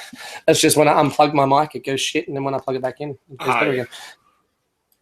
Because I unplug it after every time I use it. I'm just going to go through the Bible right now. I'm going to find Deuteronomy. I think it's Deuteronomy's 4, isn't it? Numbers is 3. I don't know, man. Were you listening to what we were saying? 4. No, I was listening to Drivel, and the energy that I listened to within myself told me to come back on and read the statement. To find the statement for you, seeing as you didn't want to read it yourself, because it seems that you're not going to read it. And this person that you're talking to said that they read certain statements within this book literally, but they don't read others literally. So I'm going to go to the statement here. That I have no interest I'm going to go to the statement here where it says that God says that He's allowed, and the Lord spoke to me. Cross over air boundary. When you come near the people of Ammon, do not harass and meddle with them, for I will not give you any of the land, people of Ammon, as a possession, because I have given it to the descendants of Lot as a possession. All right, that was one where he says not to touch people, as a people who wait. And of Ammon who dwelt in villages, rise, remain Kaddish. This day will begin, put dread fear upon the nations of the whole heaven, tremble, anguish. I'll find it. It might take me a little while. You can continue your rhetoric, but I'm going to find the statement that says that they're allowed to slaughter and rape and pillage. All right, and God's chosen. That statement sounds pretty broad. That you're allowed to. Yeah, here. So, but Shon, king of Heshbon, would not let us pass through, for the Lord of God hardened his spirit and made his heart obstinate, that he might not deliver that he might deliver him onto your hand as it is this day. And the Lord said to me, see, I have begun to give Sihon and his land over to you. Begin to possess it, that you may inherit his land. Then Sihon and all his people came out against us to fight at Jahaz. And the Lord our God delivered him over to us. So we defeated him, his son, and all of his people. We took all his cities at the time. We utterly destroyed the men, women, and the little ones of every citadel. We left nothing remaining. I recall you saying that it was not an interpretation. We took only the livestock as Did you plunder say for that us. it was not an interpretation? I said that these people want to read certain things literally based on their agenda. I'm saying that if they're going to do that, well, I'm going to do the same thing. And it says here that God says that if I choose a block of land and I choose Ronan's block of land and CupFace's block of land, that all I have to do now is kill and slaughter. So it's your interpretation. Exactly what I said anyway, dude. What? Like I said, is it Adam's interpretation? And no, this is the book. It's your interpretation. You're How seeing you what say you're that? going to see. Adam's, are you fucking deaf? Did you hear what I just said? I read out of the Bible and it said here. And the Lord I don't remember it saying you can fuck anyone who you feel like. So, like, are you deaf? Because it says here in the book, if you read, because you're not reading yourself, it's called an interpretation. And the Lord said to me, you don't understand so it says here, and listen, Linda. It says here, there's a lie already within the book because it says here, and the Lord said to me. None of us can say, has the Lord ever said anything to you? Has the Lord ever spoken to you and said anything to you? Because it says here that the Lord was speaking to these people. And the Lord said to me, see, I have begun to give Sihon and his land over to you. Begin to possess it, that you may inherit his land. Then Sihon and all his people came out against us to fight at Jahaz. And the Lord our God delivered him over to us. So we defeated him, his sons, and all his people. We took all his cities at the time. We utterly destroyed the women, the men, and the little ones of every city. So they referred to the babies as little ones, but they're talking about babies. We took only the livestock as a plunder for ourselves with the spoil of the cities which we took. All right. So how are you going to say that doesn't say there that God said to these people that they can slaughter another bunch of people? God said just then, he just said to whoever he's talking to that he can kill Sihon and Sihon's people, whoever Sihon is, Sihon. It says right there that Sihon just got slaughtered and everything to do with Sihon got slaughtered, and that's what God wanted. It's Deuteronomy 31 down to like story, you can keep on reading 30 backwards. So you can probably go back to like chapter 2 Deuteronomy. Chapter 2 Deuteronomy, and you can start reading from there, and you'll see that it says by 33, all right, and 34 and 35 and 36 and 37, you're going into a book. Do you want to hear how I interpret it? Where if I'm going to verse somebody like speak over, and he's going to, yeah, well, you're not listening to the whole interpretation of it, all right, of what I'm saying. If I'm going to sit here and debate, if I'm going to sit here and listen, if I'm going to sit here and just talking shit. Well, you're not listening then, because CupFace was sitting there saying that he's allowed to take certain things literally, but he's allowed to pick and choose. How about you get to the fucking point then, man? Well, isn't that a literal statement? That's a literal statement, and it's pretty direct that God says to one person that he's allowed to slaughter another whole kind. So I'm just taking that and saying God said to me then. Just like I said. God said that to me. God said that to me. Just God said that all I have to do now is go to Ronan's land and CupFace's land and slaughter everything.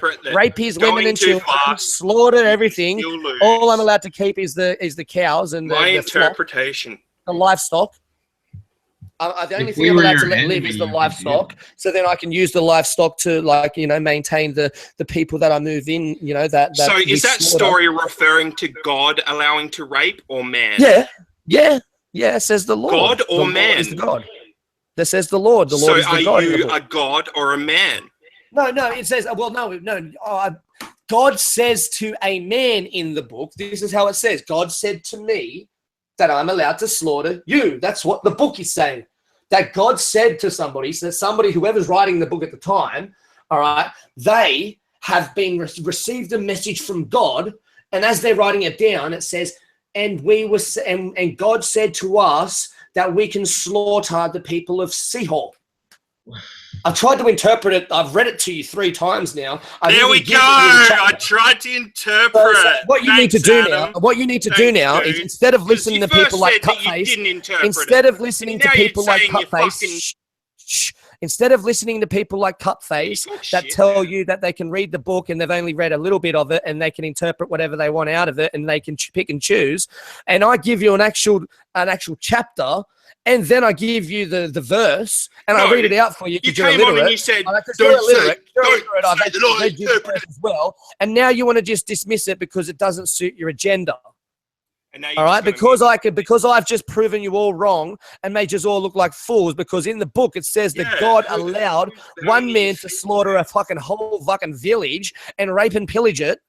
And you want to say, is that a literal interpretation? Yes, it fucking was. Them people got slaughtered, you fucking moron. You said it was not an interpretation. And then you clearly just said it was an interpretation. Right. You talk shit. You came in here saying that I said it's an interpretation is bullshit. I don't know what you're trying to do, but it seems very odd. And then now you're just saying it's an interpretation. Yeah, because I've told you the story and you're that docile. Hey, Amando, I'm going to snipe this guy. Amando, I'm going to snipe this guy if he keeps on talking. He's going to snipe me because he's got no guts. He's got no fucking spine. He can't fucking deal with anyone because he's got no... snipe you because you're a docile... Oh, because you're a pussy and you can't deal with no one and you're gutless cunt. No, because you're not listening after I just read you the statement, so now you're going to get a slap. You're a gutless cunt. All right, because now you're going to get a slap because you hang around people like fucking John LeBon and you think that you're fucking clever. I don't even know who John LeBon is. Yes, you do. All right, so now you can get a slap for you and your friends. All right, there you go. You got a slap. That's what happens to people like you. I told you about this, Armando. When you're going to let people come on and dismiss exactly what I've said, at least CupFace had the integrity to actually talk about what I was talking about. All right, I told that motherfucker all about Deuteronomy, and then I had to get back on and read it to him. And then I had to explain how God was saying that he was allowed to fucking sit there and rape and pillage. So if they are going to say, you CupFace are going to say you can read certain bits literally and other bits you can turn around and say, nah, nah, nah. Well, God has said to me that I'm allowed to do exactly what was done in Deuteronomy to you. And you have no proof that I'm wrong or I'm lying. And I've just said openly that I never lie. So when I say that God said to me that I'm allowed to slaughter people like you, you better watch out, because in my head, I know that it's true. All right, I know that when I find you, that's why you have to hide. Because when I get that gun and I get it put to your head, if that story's true, you're the one that's going to get raped and pillaged. I'm going to rape your children and I'm going to pillage you. All right? Fucking docile little cunts.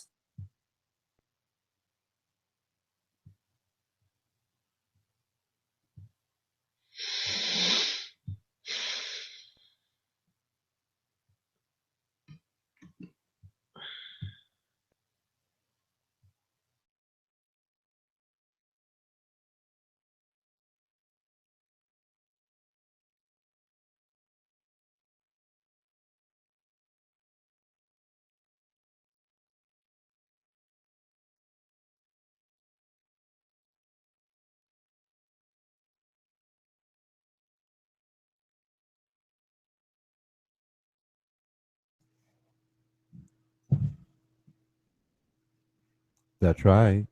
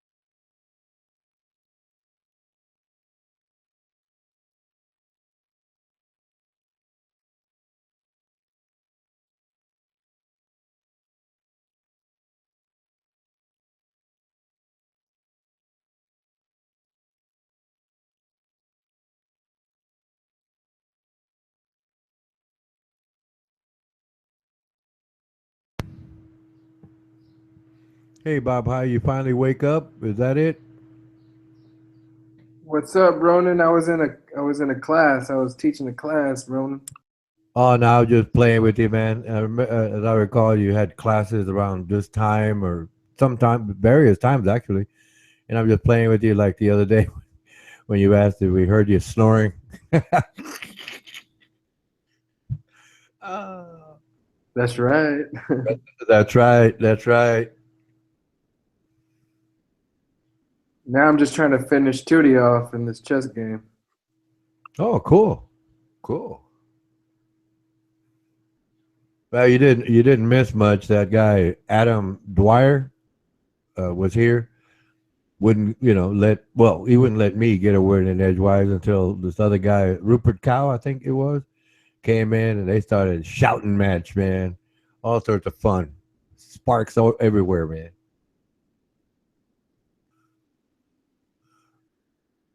I missed it. Ah, you didn't miss much, man. It was the same old. I mean, just constant droning, man. It was the same constant droning. It didn't matter what he said. It's all just nonsense. So, if you try to, like I said, ask him a question, it didn't matter. He was just going to go on with whatever noise he was going to make. Somebody like I said, like I think it was Rupert Cow. He starts in on him and they start that shouting match. All right. I just lower the volume and then, but I got a TV right here next to me, so I watch that. Keep catch up with the news.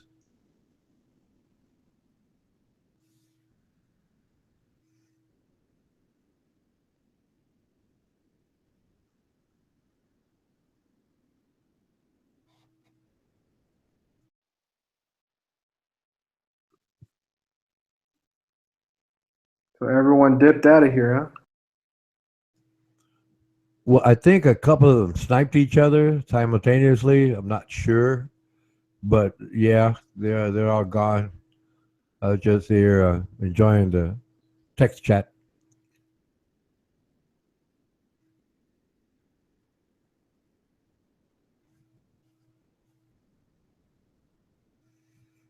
So when you moving over to Kosovo?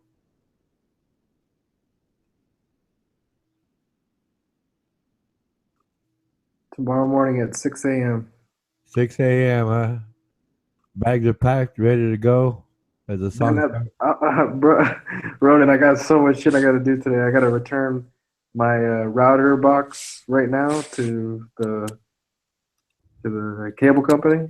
Yeah. And I got to pack. I haven't packed anything yet. Well, so you had your other things packed in, well, except for your so-called bare essentials, I imagine. Nothing's packed. So you're I forgot what that word is. I forgot what that word is. Like last minute, you can get everything done at the last minute. That your style and nature. That's right. Yeah. No. It's been found. I read an article a long time ago. It was psychology. I was reading into psychology. It's been then at the time, right? They wrote an article that said, people who put things off to the last minute are usually very bright, very organized people. It's like they can, get it done really quickly. Like those people who like cram for an exam the night before, they usually score better on average, which is a surprise. But it works. I mean, they get things done. Right. Yeah, it's like in your mind, it's like, well, I'll get around to it. And at the last moment, you just focus, boom, boom, boom, done, bye. Next.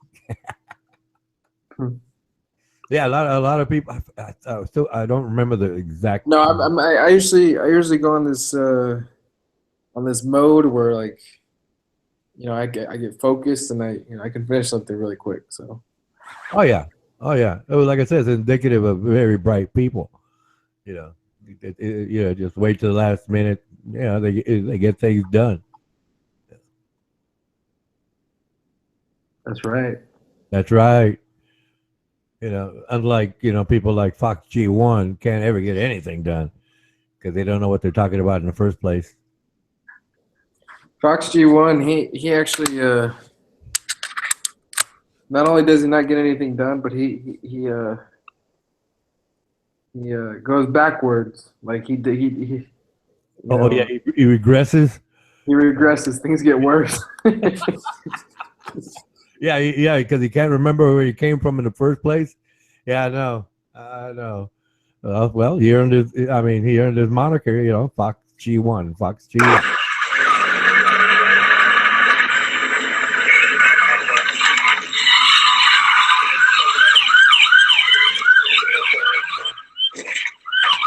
Oops. Oh, that's pretty cool. I didn't realize it was on. What the fuck was that? No, it sounded like you were running the tap and a police car went by at the same time. Nope, none of that.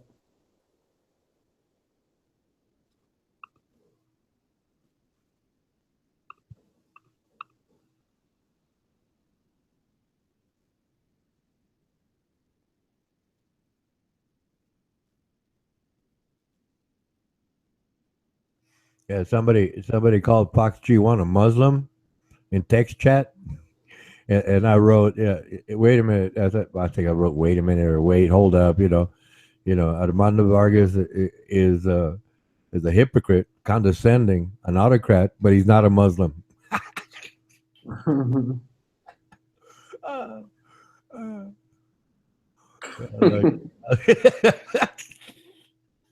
I have fun with facts. I do. I really do have fun with facts. Right. Yeah. Fox G1. Huh? What's Fox G1? Yeah, Fox G1. Yeah. He has dreams about me. I know he has dreams about me. Nightmares, actually. Because he said, you haunt me. When he said that, oh, man. I know during his day, right? He thinks of me. Oh, how sweet. Now, if he put me on his Christmas list, that'd be impressive. Yeah, that'd be impressive. But I haunt him. First, he used to hate my guts. Now he hates me. Ooh. Man. He hates all of us, Ronan. You're not alone. He hates all of us. You're not alone. Yeah, no, he's. I mean, he's really buying those Trollback Mountain tickets.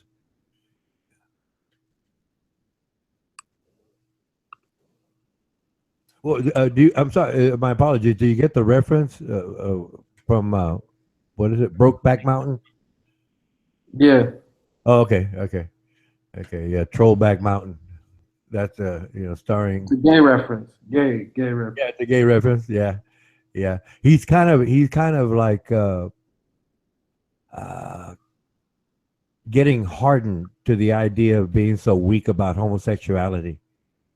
He really is. He really is. I remember pointing out that men with like extreme hardcore, right, anger against homosexuals usually have homosexual desires. Like there's this preacher named Ted Haggard, right? He was always, going on and on and on in his preachings about homosexuals are bad, this and that, and then they catch him with a male prostitute. Right. So, yeah, and at one point, talking, and then Armando Vargas started to bring it up, and then he retracted it. He retracted everything. Well, he stopped himself, right, and then changed course. So I got to him. Like I said, he might be listening. I don't care. Like I said, he might have been wrestling with one of his buddies when he was young and got an erection, and he doesn't understand because you're a child. You can't really, figure that stuff out, right? Mm-hmm. So he got an erection because he was excited, and that scared him, right? And ever since then, he's been against homosexuals, and that's one case right there. That's one case right there, or point. And another point may be that he might have been molested as a child, or does have secret homosexual desires. But like I said, that's neither here or there. It's neither here or there. It's probably him just wrestling with a buddy of his, and he got excited.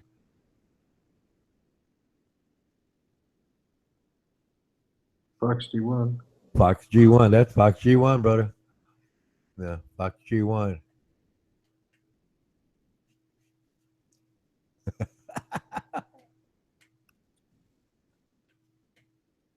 So have you said goodbye to all of the girlfriends? There's only like one or two, not even. I ruined a lot of the stuff that I had here. Oh, okay. Okay. Sure. Right. Nah. No. We'll put it this way: you might have one or two, but those might be like the regulars. You know, the regular what they call the squeezes, as they say. You know. Yeah. But yeah. I mean, you're a player, man. Come on. Come on. Come When on. I say when I ruined it, it's like it's like no point in even saying bye because Oh bye no. was already Oh said. no. You'd be trying to walk out of there with them just hanging on to your leg, and have to be dragging them and stuff. No, don't do that. Yeah. Well, send them a note after the fact, but don't include the address or phone number. Well, I mean, if you like. If not, just disappear, and that way you'll be a fond memory. I hate him. I love that one. I hate him. I wish I could see him. Oh man. Oh man. Yeah. I had a girlfriend like that, right? Just starts screaming and yelling and cussing me out, and the last thing she says is, "I love you." Oh, okay. A lot of them I ruined on my own accord. Yeah. I wanted it ruined. You know what I'm saying? Yeah. Yeah. Oh yeah. Oh yeah. Oh yeah. Oh yeah.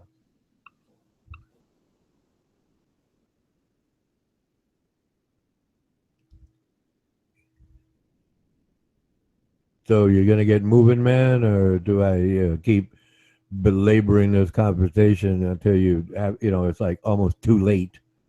Is that how you want to do this? No. I'm finishing this game with Tootie and then I'm out of here. Oh, you're playing a game? Yeah, you want the link? Well, no, it's okay. It's okay. It's okay. Okay, fine. I'll check it out. I'll check it out. I'll check it out. I'm too fast for you, Ronan. Well, yeah, you're the computer whiz, man. I don't know anything here. Okay, where are we? Tudor's white again. Okay.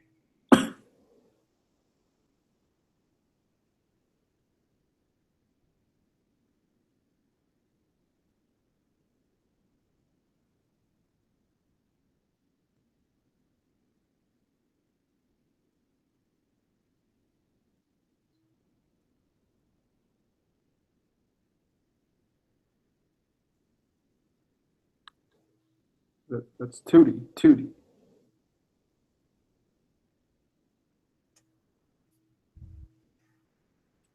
Yeah, and this Pakistani came up with that. It's stuck. Tootie.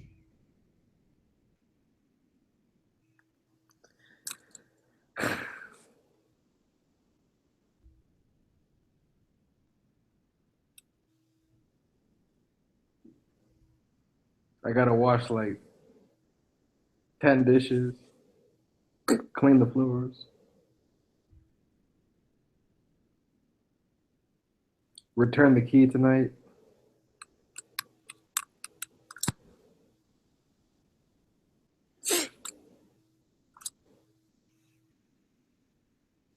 I'm a last minute dude.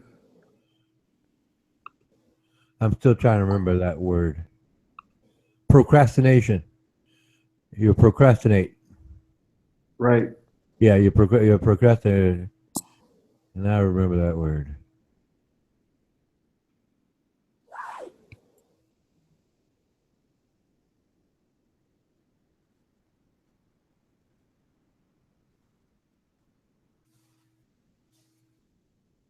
Let me have my queen, son. Let me have my queen.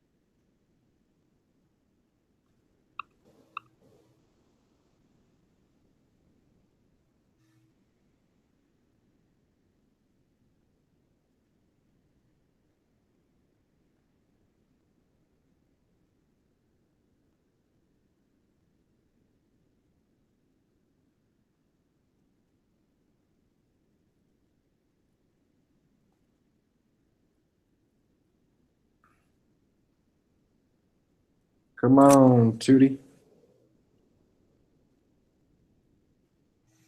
You both know what's going to happen. Come on.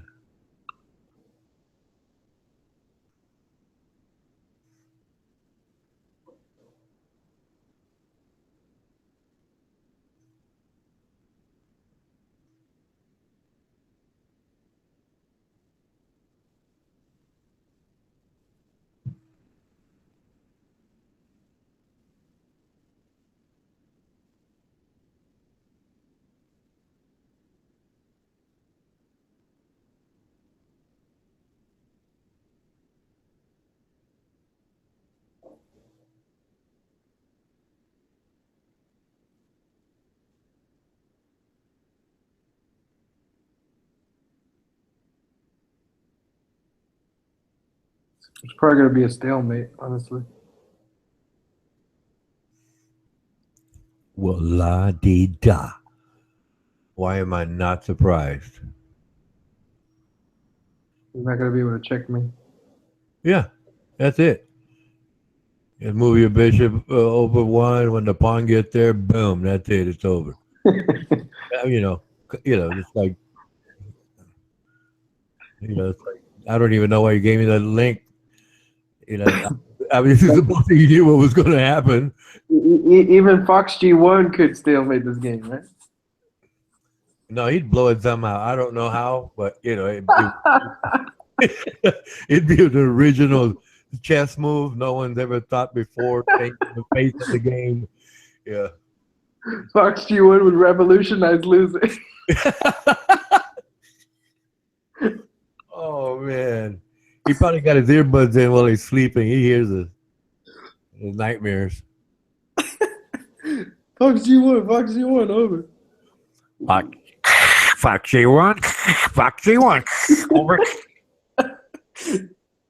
We have a code 10, Fox. Oh man, oh. Code Demon, Fox G1, Code Demon. You're going to hell for that, Ronan. I would if there was such a place. Exactly. I don't believe in it either. The draw. See, it says right there, draw. God. And I was invited to this. Man. You should have, gave me the link when it started. That would have been more interesting. Unless you're going to play again, I'll stick around. No. I gotta go. Okay. I got shit to do. All right. Like I said, when you get settled in, I'll play you Rodeo Clown. But this time, I'm going to play a little bit to make sure the amp is up enough to, match the voice. Because that last recording, it was like, man, that was terrible, man. Wait till I get back from the store. Yeah. No. You like I said, when you get set up there in Kosovo, get all settled in. You come on, and I'll do it for you. I don't care who's on or not, Yeah, but they'll probably interrupt. But then again, expect that. Get the Rodeo Clown going.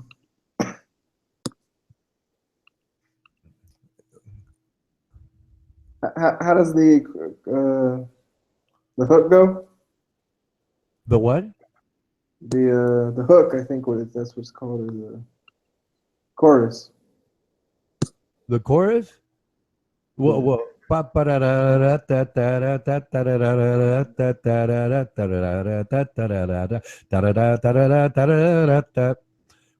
hook. That's the hook, and then obviously there's the improvisation before and after, but that's the hook.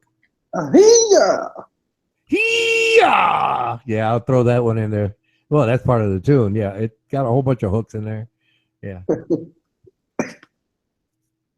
That's right. But like I said, my favorite part was the passions that we waged. I really liked that line when I wrote it. It's like, oh yeah, Passions that we waged. Yeah, you waged passion, to wage passion. Yeah, it's original. Yeah, it's original word. Someone asked me about it. What do you mean? And I thought to myself, man, this guy does not know about foreplay.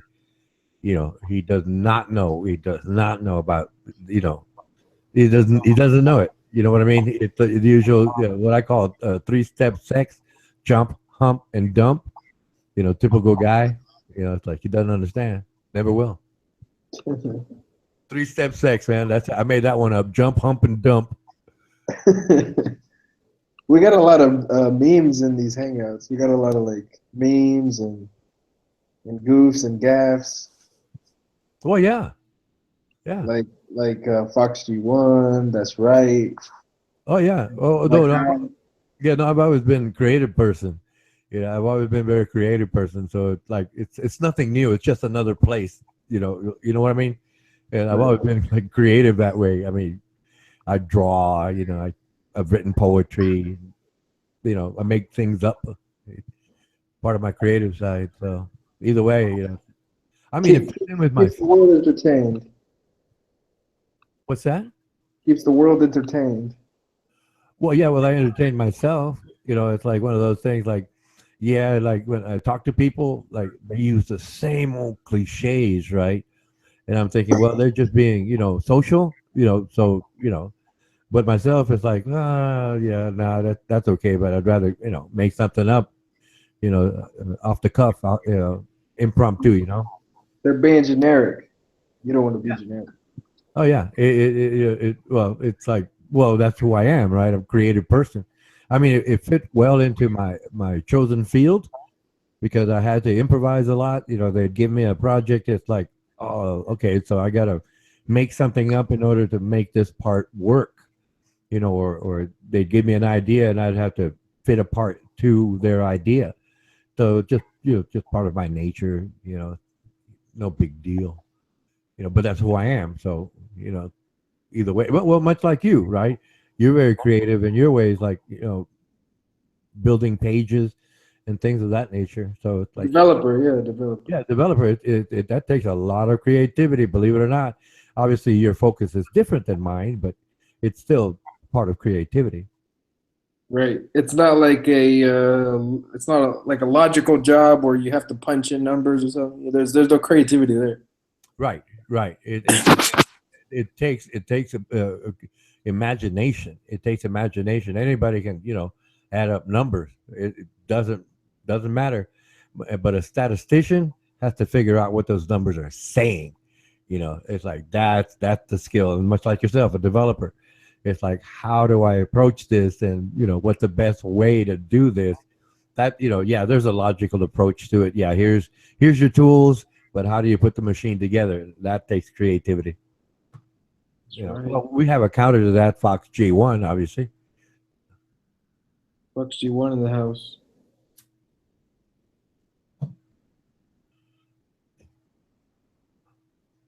I mean, Fox G1 is the first step back to being monkeys again. Yeah, like I said, you know how they have a recessive gene. He's the regressive gene. Yeah. Man, it's no fun though. He can't hear us. Yeah. He's sleeping, right? Yeah, he's sleeping. Well, wait a minute. Today is Monday, 8:26 a.m. It's 9:26 where he's at. So he's at the office. He's probably, as I understand it, he likes to. Well, at this point in his life, he's way past the shovel and backhoe. He's into the office and doing like bids, and contracts, the construction stuff. So he's listening. He's listening. He's just not. Oh yeah, Oh yeah, no doubt he's listening, but he's probably busy on the phone or typing something up for a customer or talking to. He probably wants to hang the phone up and say something like. Oh yeah, he'll jump in later, and he'll probably say something like, "I heard that demon." Oh, okay. I don't know who he's talking to.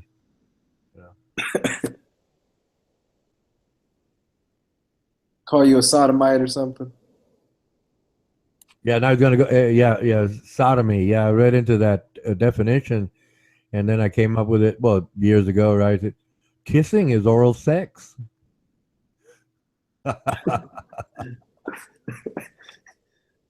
Is it really? Well, it is sexual copulation, is it not? So technically, kissing is oral sex. That's right. That's right. That's right. According to the definition, you know me, definitions, quotes, and facts. Yeah, that's how I do things. Links, references, quotes. Yeah, yeah, that's my style. I've always done it. It works for me, but it still, gets people arguing against me. And I say, wait a minute, like I tell them, it's your book. It's your book. I'm not making it up. Coming straight from the source. Yeah, it's straight from the source, and then they want to deny that. It's like, wait a minute. What's funny to me, right, is they say parable. It's a parable. Wait a minute. This parable is a simplified story. It's like in prison they say they give the green light, which means go kill them, right? You know, and a simplified story is go kill them. It's a parable. Go kill them. Versus giving the green light in prison. It's just a simplified story. I mean, the fundamental idea is still there. It's just simplified. That's it. And they confuse that. Well, purposely, I believe. Well, no, purposely, I can prove. I was trying to be polite. I'll take it back, actually. Well, I'll be back. I have to go to the ABCOM. ABCOM is what it's called. Oh, that's what they call that? Where you go turn in the router? Yeah, ABCOM. ABCOM. Oh, okay. No, that's what they call it there. No, here they just call it what? Let's see. What do I? No, my son picked this stuff. Oh, Time Warner. Here's the Time Warner for the routers. Yeah, they got Time Warner. They got Bright House. They got. Those are the obvious ones. Oh, Comcast. Comcast. Really? Well, I knew Comcast and Time Warner were big, but I didn't know they were. They had their tentacles that far out in the world. No. I'm saying like I knew about them when I was in the U.S. Oh, okay. But here they got ABCOM. The only thing provider like internet service or cell phone is T-Mobile. T-Mobile's in Albania, but that's it. Oh, okay. Okay, T-Mobile. Yeah, your T-Mobile phone will work in Albania if you have one, like a T-Mobile. Oh, cool. Cool. I'll remember that next time I go to Albania. Yeah. And I'll be back. I'll see you in a minute. All right, Ron? All right, bro. Take care. Peace. Peace. Mike out. Mike out.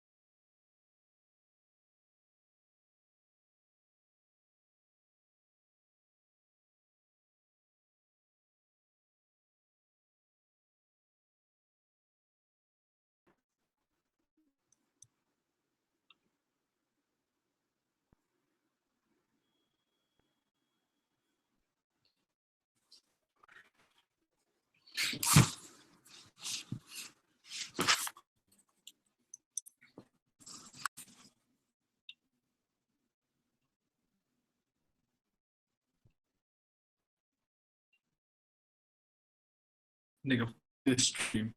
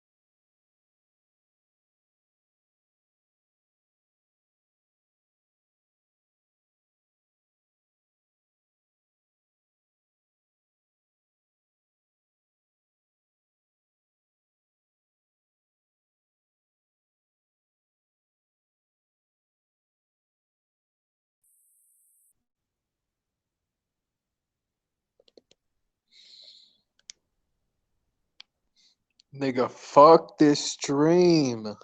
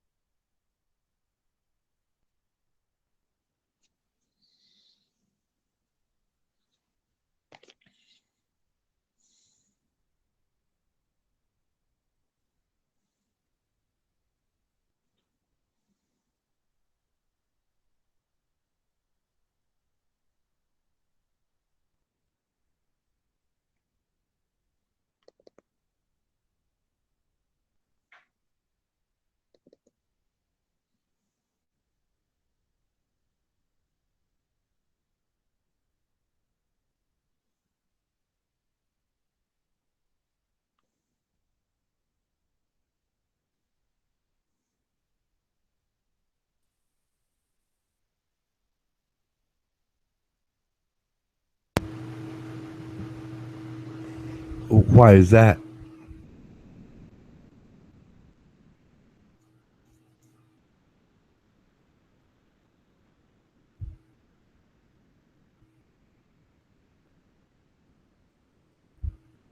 That all you wanted to say? Really?